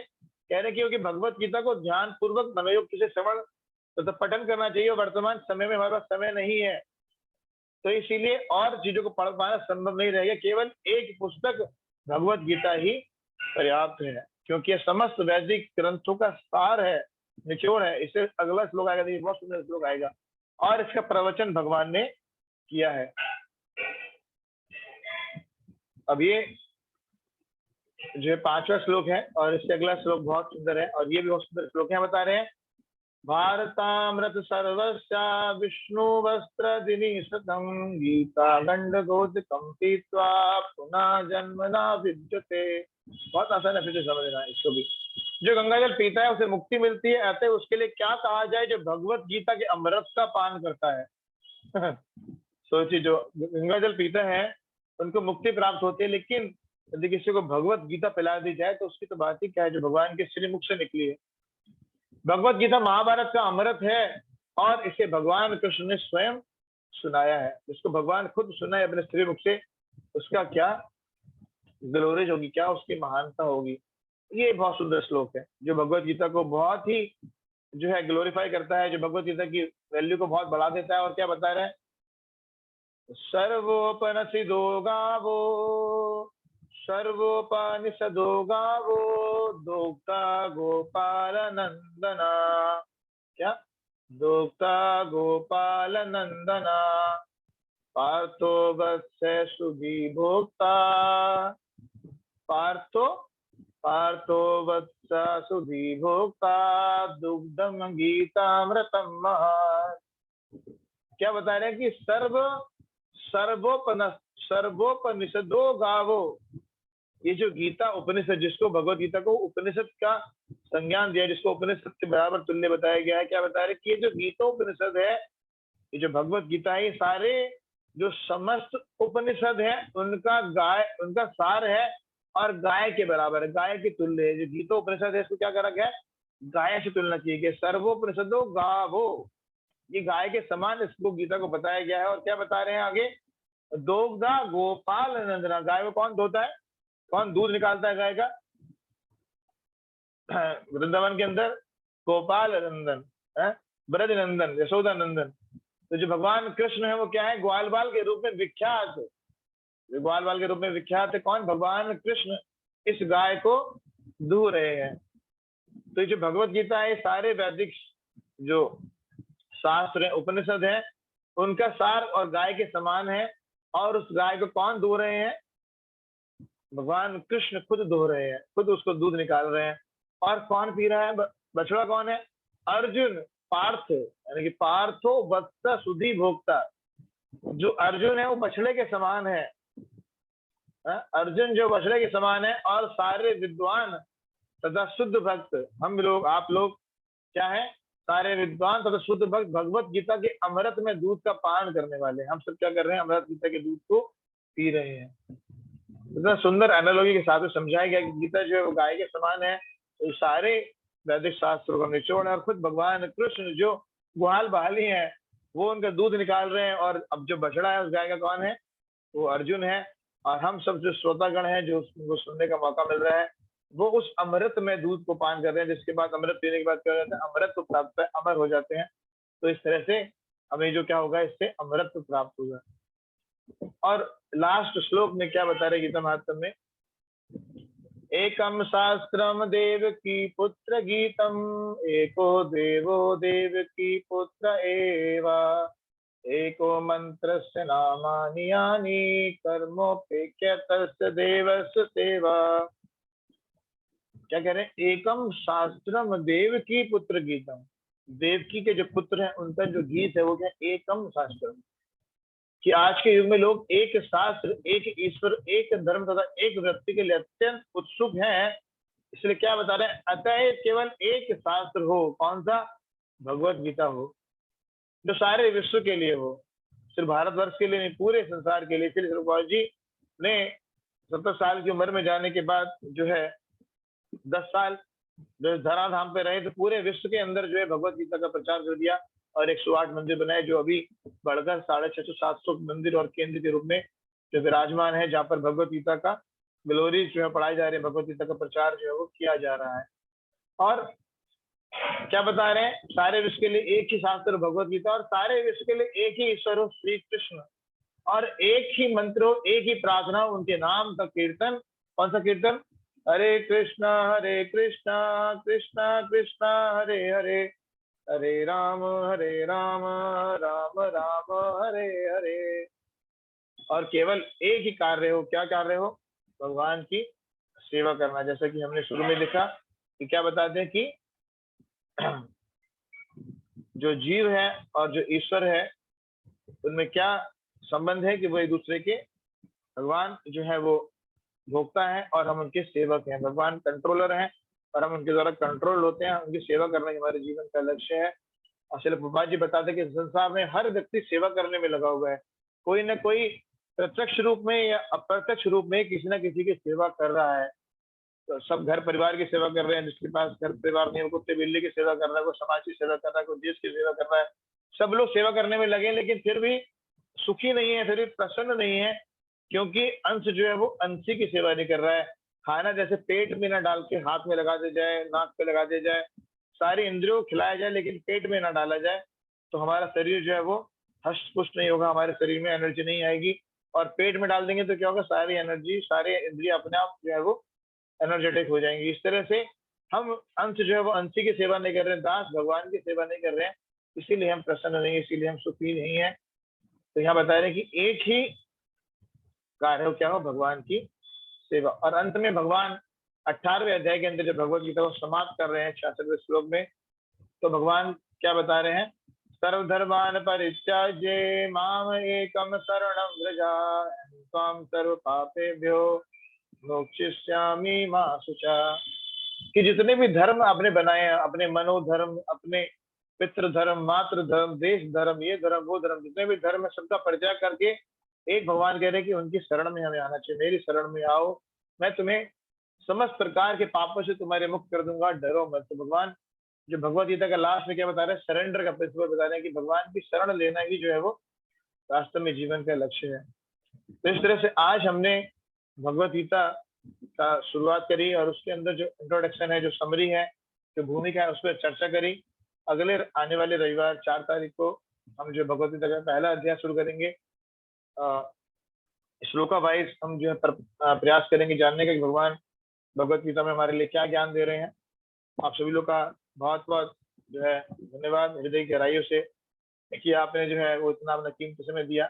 और इस स्लाइड में जानकारी है, यदि आप जो है इसका रिपीट टेलीकास्ट देना चाहते हैं, जो रिकॉर्डिंग है ये अभी कुछ देर के बाद जो अपलोड हो जाएगी इस्कॉन पिलखुआ के यूट्यूब चैनल पे, तो आप उस पे जाके इसको देख सकते हैं।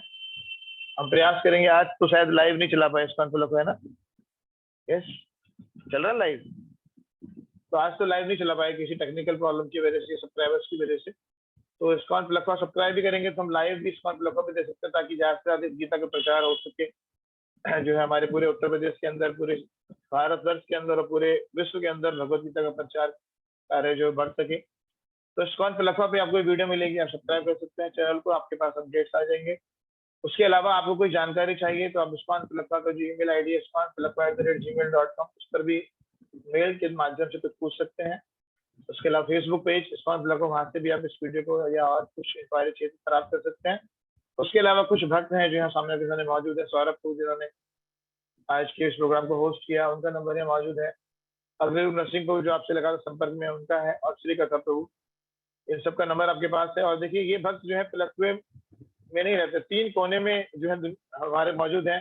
सौरभ प्रभु जो मध्य प्रदेश से हैं और मध्य प्रदेश के अंदर जो भगवत गीता का प्रचार कर रहे हैं, और पिलखुआ से हम इनको ट्रेन कर रहे हैं।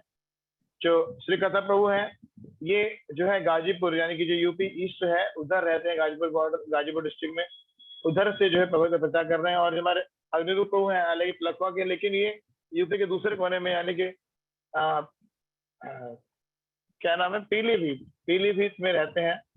और वहां से जो है अलग अलग जगह से आप लोगों को सर्व कर रहे हैं। इन लोगों का बहुत धन्यवाद देना चाहेंगे हम।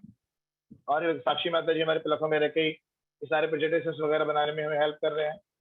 तो हम इनसे भक्तों को बहुत धन्यवाद देंगे कि ये जो है अपना इतना कीमती समय निकालकर भगवान गीता के प्रचार के लिए, भगवान की सेवा के लिए इतना सहयोग कर रहे हैं। और ऐसा नहीं है, कोई लिमिटेशंस नहीं है। देखिए, यदि हमारे पास इच्छा हो, हमारी इच्छा शक्ति प्रबल हो, दृढ़ हो, तो कहीं से भी हम जो है आगे बढ़ सकते हैं संसार के उद्धार के लिए, संसार में लोगों की सेवा करने के लिए, भगवत गीता के प्रचार के लिए। सिर्फ क्या चाहिए हमें? मनोशक्ति चाहिए, जो कि भगवत गीता में जैसे देखा अर्जुन, हम देखेंगे कि अर्जुन को भगवान ने दिया।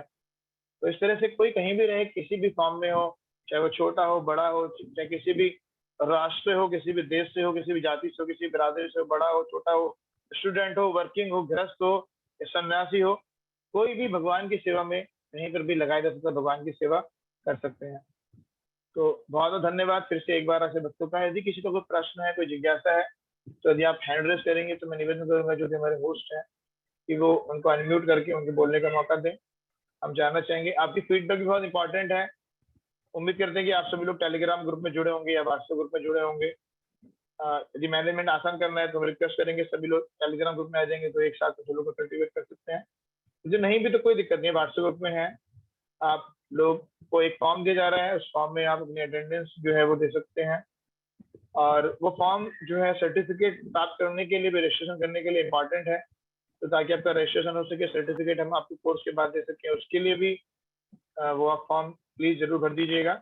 इसके अलावा कोई भी फीडबैक है आपकी, तो हम एक फीडबैक फॉर्म भी है गूगल पे डाल देंगे, गूगल फॉर्म डाल देंगे, उसके माध्यम से आप फीडबैक दे सकते हैं। या फिर आप इस्कॉन प्लेटफॉर्म का जो ईमेल है उस पर मेल भी कर सकते हैं। यही जो नंबर से, इन नंबर पर व्हाट्सएप करके भी बता सकते हैं। और यदि आपको मेरा नंबर चाहिए तो मेरा नंबर भी इजीली अवेलेबल है, यहाँ नहीं डाला गया है, तो हम अगली बार डाल देंगे। लेकिन मेरा नंबर पे गूगल पे सर्च करेंगे तो easily you can got my number. ISKCON platform के नाम से भी मिलेगा और डॉक्टर मनु गुप्ता के नाम से भी मिल सकता है। तो थैंक यू वेरी मच। प्रगति कालरा है, उनका कोई उन्होंने हैंड रेज किया है, यू आर मोस्ट वेलकम। हरे कृष्ण। आपने बोला कि भगवान की सेवा करनी चाहिए, तो वो सेवा का क्या मतलब है? मतलब उस सेवा में क्या आएगा? हाँ जी, थैंक यू वेरी मच, हमने बहुत अच्छा प्रश्न पूछा है। हालांकि भगवत गीता का पूरा विषय वस्तु यही रहेगा, उसमें बताया जाएगा कि जीव और ईश्वर कौन है और उनकी सेवा कैसे की जाए। लेकिन प्रेजेंट सिनेरियो में हमारे पास जो भगवान की सेवा करने का सबसे उत्तम जो मौका है वो ये है कि इस भगवत गीता ज्ञान को पढ़ें, सुने, सीखे और जीवन में उतारें। That is the best service we can do right now in this present scenario Bhagavad Gita के लिए। दूसरा, इसके बाद क्या कर सकते हैं कि खुद ये ज्ञान लें और इसको आगे तक दूसरों तक पहुंचाने के लिए प्रयास करें। उसके लिए भी कुछ ज्यादा कार्य नहीं करना है। जो आपके पास ये मैसेज आ रहे हैं, ग्रुप से लिंक्स आ रहे हैं, उसको आगे भेजेंगे और लोग जुड़ेंगे। तो यदि हमारे प्रयास से यदि किसी एक व्यक्ति का जीवन भी बदल गया तो हम समझेंगे कि हमने बहुत बड़ा कार्य, जो हमसे बहुत बड़ी सेवा हो गई। आई डोंट नो कि अभी इस प्रेजेंट सिनेरियो में मुझे बताना चाहिए, लेकिन मैं बताता हूँ कि देखिए, जब मैं 2007 में इस्कॉन में जुड़ने से पहले मैं मैक्स दिल्ली में, जो मैक्स सुपर स्पेशलिस्ट हॉस्पिटल है, जो इसका मैक्स का सबसे बड़ा हॉस्पिटल है, वहाँ पे मैं कार्यरत था। वहाँ पे मैं एज ए फिजियोथेरेपिस्ट काम करता था। और इतनी बड़ी कंपनी में आप काम कर रहे हैं, इतना बड़ा टैग आपके साथ, इतना बड़ा लोगो है, लेकिन अंदर से मैं बहुत दुखी था। मुझे साइकोलॉजिस्ट के पास काउंसलिंग के लिए जाना पड़ता था, कई बार दवाइयाँ खानी पड़ती थी अपने आप को डिप्रेसिव मूड से बाहर आने के लिए। लेकिन 2007 में जब मैं इस्कॉन के भक्तों के संपर्क में आया, इसी महीने 16 जून में के आसपास, 16 जून के आसपास में भक्तों के संपर्क में आया, और वो दिन है और आज का दिन है। आप मुझे बताने की जरूरत नहीं, आप चेंज देख सकते हैं। तो सारे भक्त जो यहाँ बैठे हैं, इस्कॉन पिलखवा, हापुड़ और आसपास के शहर से जुड़े हुए, कि सिर्फ एक भगवत गीता के ज्ञान मुझे प्रमाणिक स्रोत से प्राप्त हुआ, भक्तों के माध्यम से प्राप्त हुआ। तो आज मैं अपना तो डिप्रेशन को बहुत दूर की बात है, पता नहीं कितने भक्त जो हैं उनको निकाल के लाए हैं। और हम जब भी कोई व्यक्ति सुसाइड करता है, कोई डिप्रेशन जाता है, तो हमें बड़ा दुख होता है कि हम उस तक अप्रोच क्यों नहीं कर पाए, इससे पहले कि उसने ये स्टेप लिया, हम उस तक क्यों नहीं पहुंच पाए। अर्जुन भी युद्ध के मैदान में डिप्रेशन में था। अर्जुन भी जो है उस समय असमंजस में था कि क्या करना है, लेकिन उसके पास भगवान कृष्ण थे जिन्होंने उसको संकट से बाहर निकाला। आज हमारे पास भी ऐसा नहीं कि भगवान कृष्ण मौजूद नहीं है, भगवत गीता के माध्यम से भगवान कृष्ण हमारे पास मौजूद है, हमारे सामने है। उनके टीचिंग्स के माध्यम से हम समझ सकते हैं। और यदि चीजें समझ नहीं आती है तो उसके लिए भी श्रील प्रभुपाद जी के आशीर्वाद से, कृपा से हमारे पास इस्कॉन के भक्त हैं, और इतने अच्छे भक्त हैं जो कि बिल्कुल बिना किसी सेल्फ मोटिव के, बिना किसी अपना स्वार्थ के इस ज्ञान को बांट रहे हैं। That is the best service we can do for the society, for the Krishna, for the supreme lord, कि हम भगवत गीता का ज्ञान अपने जीवन में उतारें और औरों को दें। Thank you very much Pragati ji. I hope मैं आपका आंसर जो है दे पाया हूँ। इसके बाद अनिकेत जो है उन्होंने हरे कृष्ण प्रभु जी। हरे कृष्ण अनिकेत जी। सॉरी फॉर द बैकग्राउंड, थोड़ा मैं ट्रैवल कर रहा था इसलिए आवाज आ रही है। जी मैं आपको सुनने का जी प्रयास मेरा कर रहा हूँ कि सवाल ये है बैकग्राउंड कि में आवाज आ रही है। गीता पढ़ने का सही समय क्या है? लाइक सुबह में, शाम में, कब हम पढ़ सकते हैं भगवत गीता? बहुत अच्छा प्रश्न है। हालांकि अगले सेशन में इसको हम डिस्कस करने वाले ही थे। देखिए, अच्छा काम करने के लिए कोई अच्छा मुहूर्त की जरूरत नहीं है। अच्छा काम जब शुरू हो जाए तो वो अच्छा मुहूर्त बन जाता है। दो तरह के लोग होते हैं, एक काम को करने के लिए अच्छा मुहूर्त ढूंढते हैं, और कुछ ऐसे लोग होते हैं जब वो काम शुरू करते हैं तो वो अच्छा मुहूर्त बन जाता है। तो गीता हमें लीडर बनना सिखाती है ना। हमें जो है लाइन में खड़े होना नहीं सिखाती, हमें क्या बताती है, लाइन के पीछे लोगों को लगाना सिखाती है कि हम आगे रास्ता बनाते हैं, लाइन पीछे लग जाती है। तो गीता जब पढ़े वही समय शुभ है। ऑफकोर्स जो है यदि हम देखें गुणों के हिसाब से तो सुबह का समय हर कार्य के लिए अच्छा होता है। अच्छे कार्य के लिए सुबह ब्रह्म मुहूर्त का समय अच्छा होता है। मन शांत होता है, डिस्टर्बेंस कम होता है, हमारी बॉडी में एनर्जी होती है। लेकिन जब पढ़े, कहते हैं ना, जब जागो तभी सवेरा। तो गीता तो ऐसा विषय है कि जब हम पढ़ लें तो वो समय कितना भी अशुभ क्यों ना हो वो शुभ हो जाता है, वो समय कितने बेकार क्यों ना हो वो अच्छा हो जाता है। तो गीता जब मौका लगे तब पढ़ लीजिए। मैं तो ये कहूंगा कि अपनी पॉकेट में रखिए और जब मौका लग जाए तब पढ़िए। मैं बताऊं तो पहली बार मैंने पहला भगवत गीता श्लोक कहाँ पढ़ा, जब मैं इस्कॉन में जुड़ा तो उसके बाद मैंने एक छोटी वाली भगवत गीता ली, एक पॉकेट वाली भगवत गीता आती है इंग्लिश में, वो मैंने ली, वो मेरे बैग में रहती थी। मैं पहली बार मैं बाइक से उस समय ट्रेवल करता था अपने प्लगपा से कई बार गाजियाबाद वगैरह के लिए। तो मैं जा रहा था बाइक से गाजियाबाद या दिल्ली कहीं पे, जितना तो मुझे याद नहीं है। तो थोड़ी दूर जाके आगे एक हमारे से आई गाँव पड़ता है, जिंदल या मसूरी कोई, तो वहाँ बारिश शुरू हो गई बहुत तेज। तो बारिश शुरू हो गई तो बचने के लिए मैंने जगह ढूंढी, तो एक बार्बर था नाई, उसकी दुकान में जाके, उसे खोखा हो जाता है दुकान भी, क्या खोखे में जाके घुस गया। बारिश हो रही थी, खाली बैठे थे, क्या करें, मैंने गीता पढ़नी वहां से शुरू करी। तो everything is good if you start reading Bhagavad Gita, every time is good. Okay Niket ji. तो और भी हैंड रेज है प्रमोद जी का और जगृति मिश्रा और कुछ हरे कृष्णा, हरे कृष्णा प्रभु। हरे कृष्णा प्रभु मैं ये जानना चाहता हूँ कृष्णा। कि भगवत गीता से हम मन की शांति को कैसे प्राप्त कर सकते हैं? जैसे हमने गीता के महात्म्य में भी सुना, तो भगवत गीता को यदि हम ध्यान से पढ़ते हैं, निष्ठा और गंभीरता के साथ यदि हम भगवत गीता पढ़ेंगे तो अपने आप मन को शांत करेगी। भगवत गीता में जब पढ़ते हैं आगे तो अध्याय में वर्णन आता है, भगवान बता रहे हैं, अर्जुन बोल रहे हैं कि चंचलम ही मनम कृष्णा प्रमाति बलभद्रम, कि जो मन है भगवान की बहुत चंचल है और बहुत बहुत बलशाली है और बहुत हटीला है। इसको कितना भी प्रयास करो उठा के लाने का, बार बार वहीं बजाता, बार बार वहीं पहुंच जाता है और बहुत बहुत बलशाली है। इसको आसान नहीं है। हमें कहा हो तो मैं हवा को कंट्रोल कर लूंगा, लेकिन ये मन कंट्रोल में नहीं आता है। तो भगवान जो है इस श्लोक के अगले श्लोक में जो है ये बता रहे हैं कैसे इसको कंट्रोल करा जाए, और ये आपका होमवर्क है। मैं नहीं बताऊंगा, आप गीता, ये वाली गीता कोई भी जो है, ये गीता खोलिए, पपा जी का जो गीता है, और इसके लास्ट में जाएंगे, इंग्लिश वाली गीता में तो बहुत अच्छा है, और हिंदी वाली में जाएंगे तो लास्ट में ग्लोसरी है, लास्ट में इंडेक्स है, उसमें आप ये श्लोक ढूंढेगा, चंचलम ही मनम कृष्णा, च से ढूंढेगा, चंचलम ही मनम कृष्णा।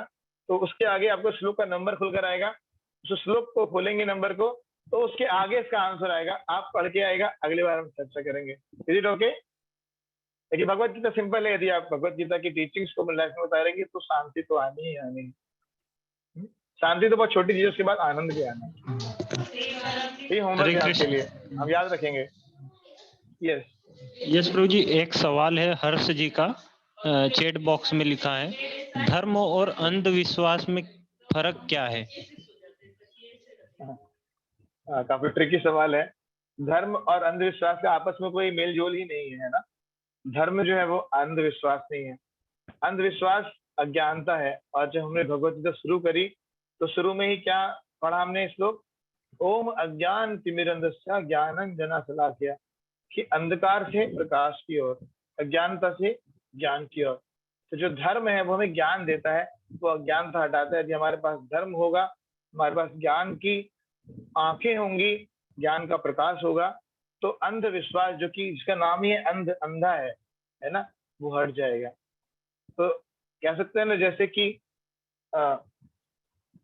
किसी का फ्रंट है, भगवान का जो फ्रंट है वो धर्म है, और जो अधर्म है वो क्या है, भगवान का बैक साइड है।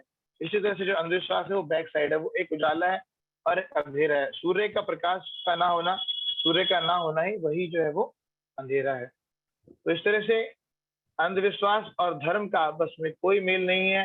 अंधविश्वास धर्म है ही नहीं। धर्म तो हमें सिखाता है कि हमें जो विश्वास भी करना है वो भी लॉजिकल होना चाहिए, वो भी जो है लॉजिक पे बेस्ड होना चाहिए। इसीलिए भगवत गीता जो है वो हमें लॉजिक्स देता है, हमें सिद्धांत देता है, प्रिंसिपल्स देता है, और बहुत साइंटिफिक सिद्धांत। जैसे हमने आज के जो सत्र है उसका आगाज इस तरह से किया कि साइंटिफिक चीजें हम जो है वो बता के चले। तो ये एक और हैंड रेज जागृति मिश्रा, उन्होंने आई थिंक उसमें भी डाला है, उनको आप यस प्रभु जी, अनम्यूट करेंगे तो अच्छा, नहीं तो आप हिसाब चाहें। जागृति मिश्रा जी आप बोल सकते हैं।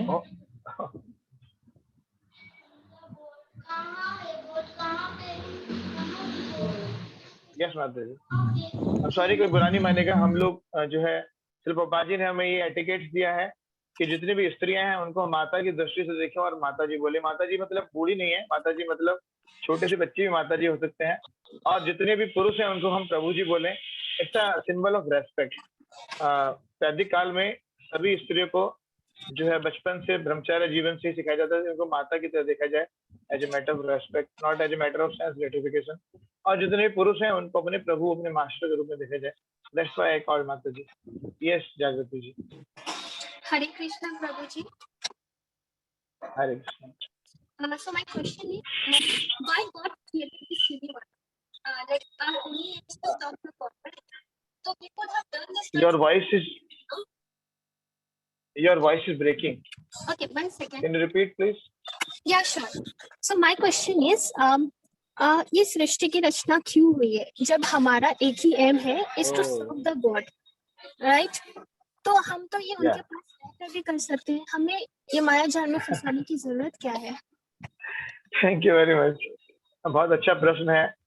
भगवत गीता पे जैसे डिप्लोमा कोर्स है, एक सर्टिफिकेट कोर्स पे करते हैं, उसमें इसका आंसर बहुत अच्छे से आता है। बट इस गीता में तो और अच्छे से है क्योंकि वो तो उसी से बना है।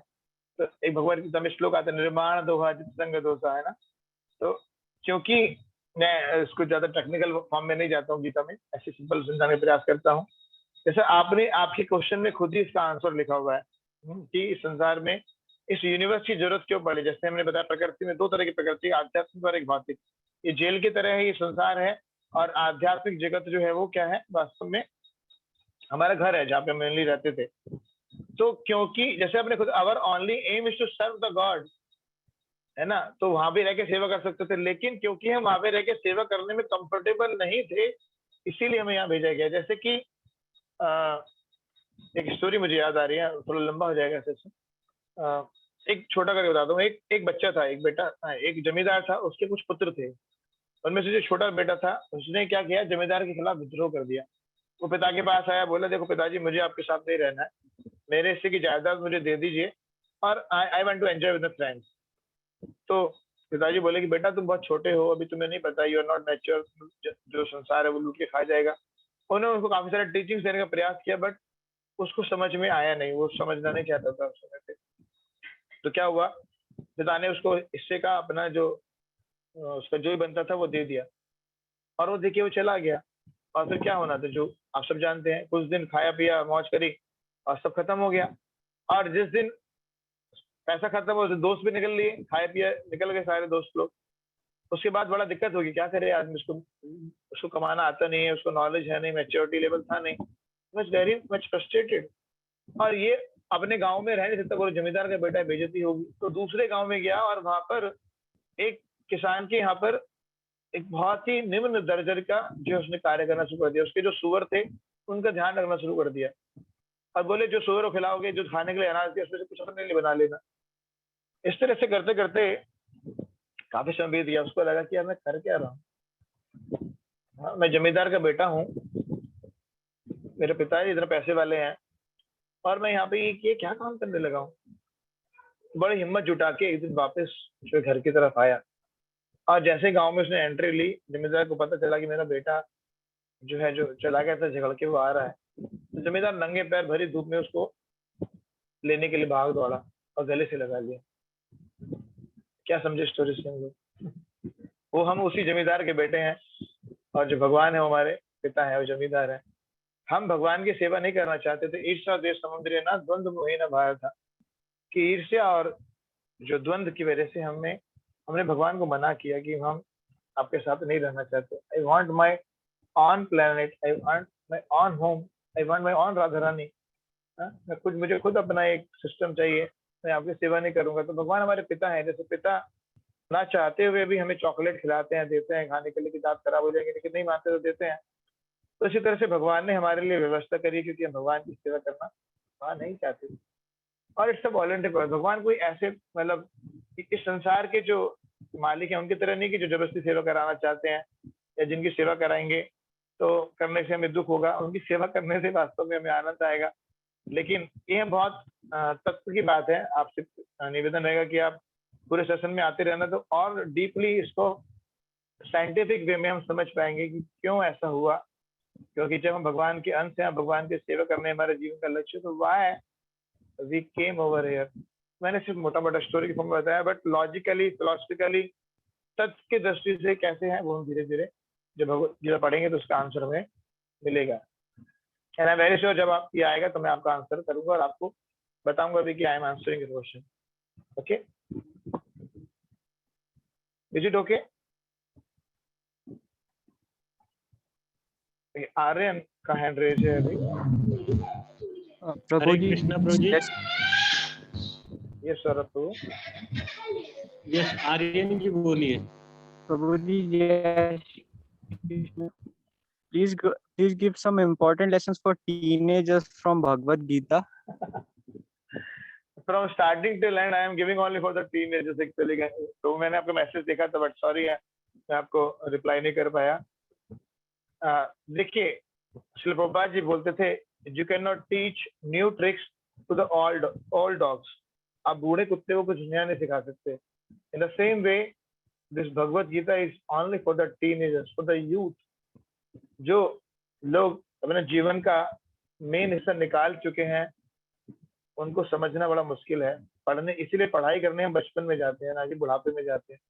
इसीलिए जो टीनेजर्स हैं उनके लिए इस ज्ञान को ग्रैस्प करना, उनको सीखना आसान है। और भगवत गीता हमें लीडर बनाना सिखाती है। जैसे अर्जुन जो अपने आप में एक लीडर था, लेकिन किसी वजह से उसके लीडरशिप क्वालिटी डाउन होने लगी, वो डिप्रेशन में आने लगा, उसका है ना, उसके सारे हाथ पैर कांपने लगे। हम पहले अध्याय में पढ़ेंगे अगली बार। और उसको भगवान ने बोला उत्तिष्ठो जागृत, उठो जागो और लड़ो। जो टीनेजर्स हैं उनके साथ तो सबसे ज्यादा यही है कि उनको अभी कैरियर बनाना है अपना। They have to prove themselves in their world। उनको कुछ करके दिखाना है, उनको कुछ, उनके पास बहुत सारे चैलेंज हैं। तो Gita is actually giving you a way how to live, how to control the senses, how to control the mind, how to engage the mind in our goal. जो भी हमारा गोल है जीवन का, उसमें कैसे लगाएं उस माइंड को, कैसे जो है अपनी एनर्जी को चैनलाइज करें और एक जगह लगाएं। It's very important for the teenagers. आप कंटिन्यू आते रहिए, आप ज्वाइन करेंगे, आप आते रहेंगे तो आपको काफी कुछ जानने के लिए मिलेगा। ओके, हरे कृष्ण प्रभु जी। लास्ट क्वेश्चन लेंगे प्रभु जी, टाइम हो गया है। सुमित पांडे जी का एक क्वेश्चन है। वो पूछ रहे हैं कि प्रभु जी मैं जब भी श्री कृष्ण या महादेव की शरण में जाता हूँ तो रोने क्यों लग जाता हूँ? इसका एक सिंपल सा जवाब यही है कि आपका हृदय बहुत विनम्र है, आपका एक अच्छे इंसान है, अच्छे व्यक्ति हैं। इसीलिए भगवान के पास जाकर आपको उसी प्रकार रोना आता है जैसे एक अच्छे बच्चे को पिता के पास जाके जो है उसका हृदय जो है वो कहते ना इमोशनल हो जाता है। तो इट्स समथिंग लाइक दैट। कोई बुरी बात नहीं है, लेकिन जब रोए तो अकेले में रोना। कहते हैं कि जब हम रोए तो हमारे आंसू किसी को दिखाई नहीं देने चाहिए, है ना। और जब हंसे तो हमारी हंसी किसको दिखाई दे, सबको दिखाई देनी चाहिए ताकि सब लोग हंस सके साथ। तो रोना चाहिए छुप के और हंसना चाहिए खुल के। तो रोने में कोई बुराई नहीं है, रोइए लेकिन छुप के। क्योंकि ये वास्तव में क्या है, ये हमारे और भगवान के बीच की बात है। ओके, तो we end with this, okay, क्योंकि 8:32 हो चुके हैं and now we are closing our time limit. तो अगली बार फिर से मिलेंगे हम, सेम टाइम सेम प्लेस। यानी कि हम फिर से मिलेंगे नेक्स्ट संडे 4 तारीख को 7 बजे वही भगवद गीता के पहले अध्याय के साथ। आई होप कि आप लोग को अच्छा लगा होगा। आपके पास कोई भी फीडबैक है, आप कुछ भी इम्प्रूवमेंट चाहते हैं, कुछ कहना चाहते हैं, तो हम जो टेलीग्राम जो ग्रुप है उसमें कुछ देर के लिए आई होप कि लोग बोलूंगा कि पोलिंग माध्यम जान सकते हैं, कुछ बोल सकते हैं, you can put it on, या फिर आप सबसे बेस्ट है कि पर्सनली आप जो है वो भेज सकते हैं on the number of the devotees और on my number also. Hare Krishna, thank you very much. Shrimad Bhagavad Gita की जय। सो हम आप सभी भक्तों का धन्यवाद करते हैं कि आपने अपना बहुत ही महत्वपूर्ण समय, बहुत ही कीमती समय भगवद गीता के ज्ञान को समझने के लिए चुना। साथ ही साथ हम श्रीमान माधव गौर प्रभु जी का भी बहुत बहुत धन्यवाद करते हैं कि वो अपना बहुत ही बिजी शेड्यूल से भगवद गीता के ऊपर अध्ययन कर रहे थे, हमारे लिए बहुत ही सुंदर लेक्चर दिए ताकि हम भगवद गीता के ज्ञान से प्रकाशित होकर अपने जीवन को सुखमय बना पाए। तो हम धन्यवाद करते हैं। एक बार हरे कृष्ण महामंत्र बोलकर प्रभु जी का हम धन्यवाद करेंगे। हरे कृष्णा कृष्णा कृष्णा हरे हरे, हरे राम राम राम हरे हरे। सो आपसे निवेदन है कि आप इसी तरीके से This is our style to say thanks. Okay, thank you very much, Saurabh Prabhu. Thank you very much. Question answer की श्रृंखला तो लंबी चल सकती है, परंतु इसके लिए आपको थोड़ा सब्र रखना होगा ताकि हम आने वाले सेशंस में अभी तो बहुत सारा कुछ है और क्या, अभी तुम लगातार मिलेंगे एक के बाद एक और काफी सारे क्वेश्चन अपने आप सॉल्व हो जाएंगे। Thank you very much. Okay, Saurabh Prabhu, now I want your permission to leave. Okay, thank you प्रभु, आप लीव कर सकते हैं। So thanks to all. Hare Krishna.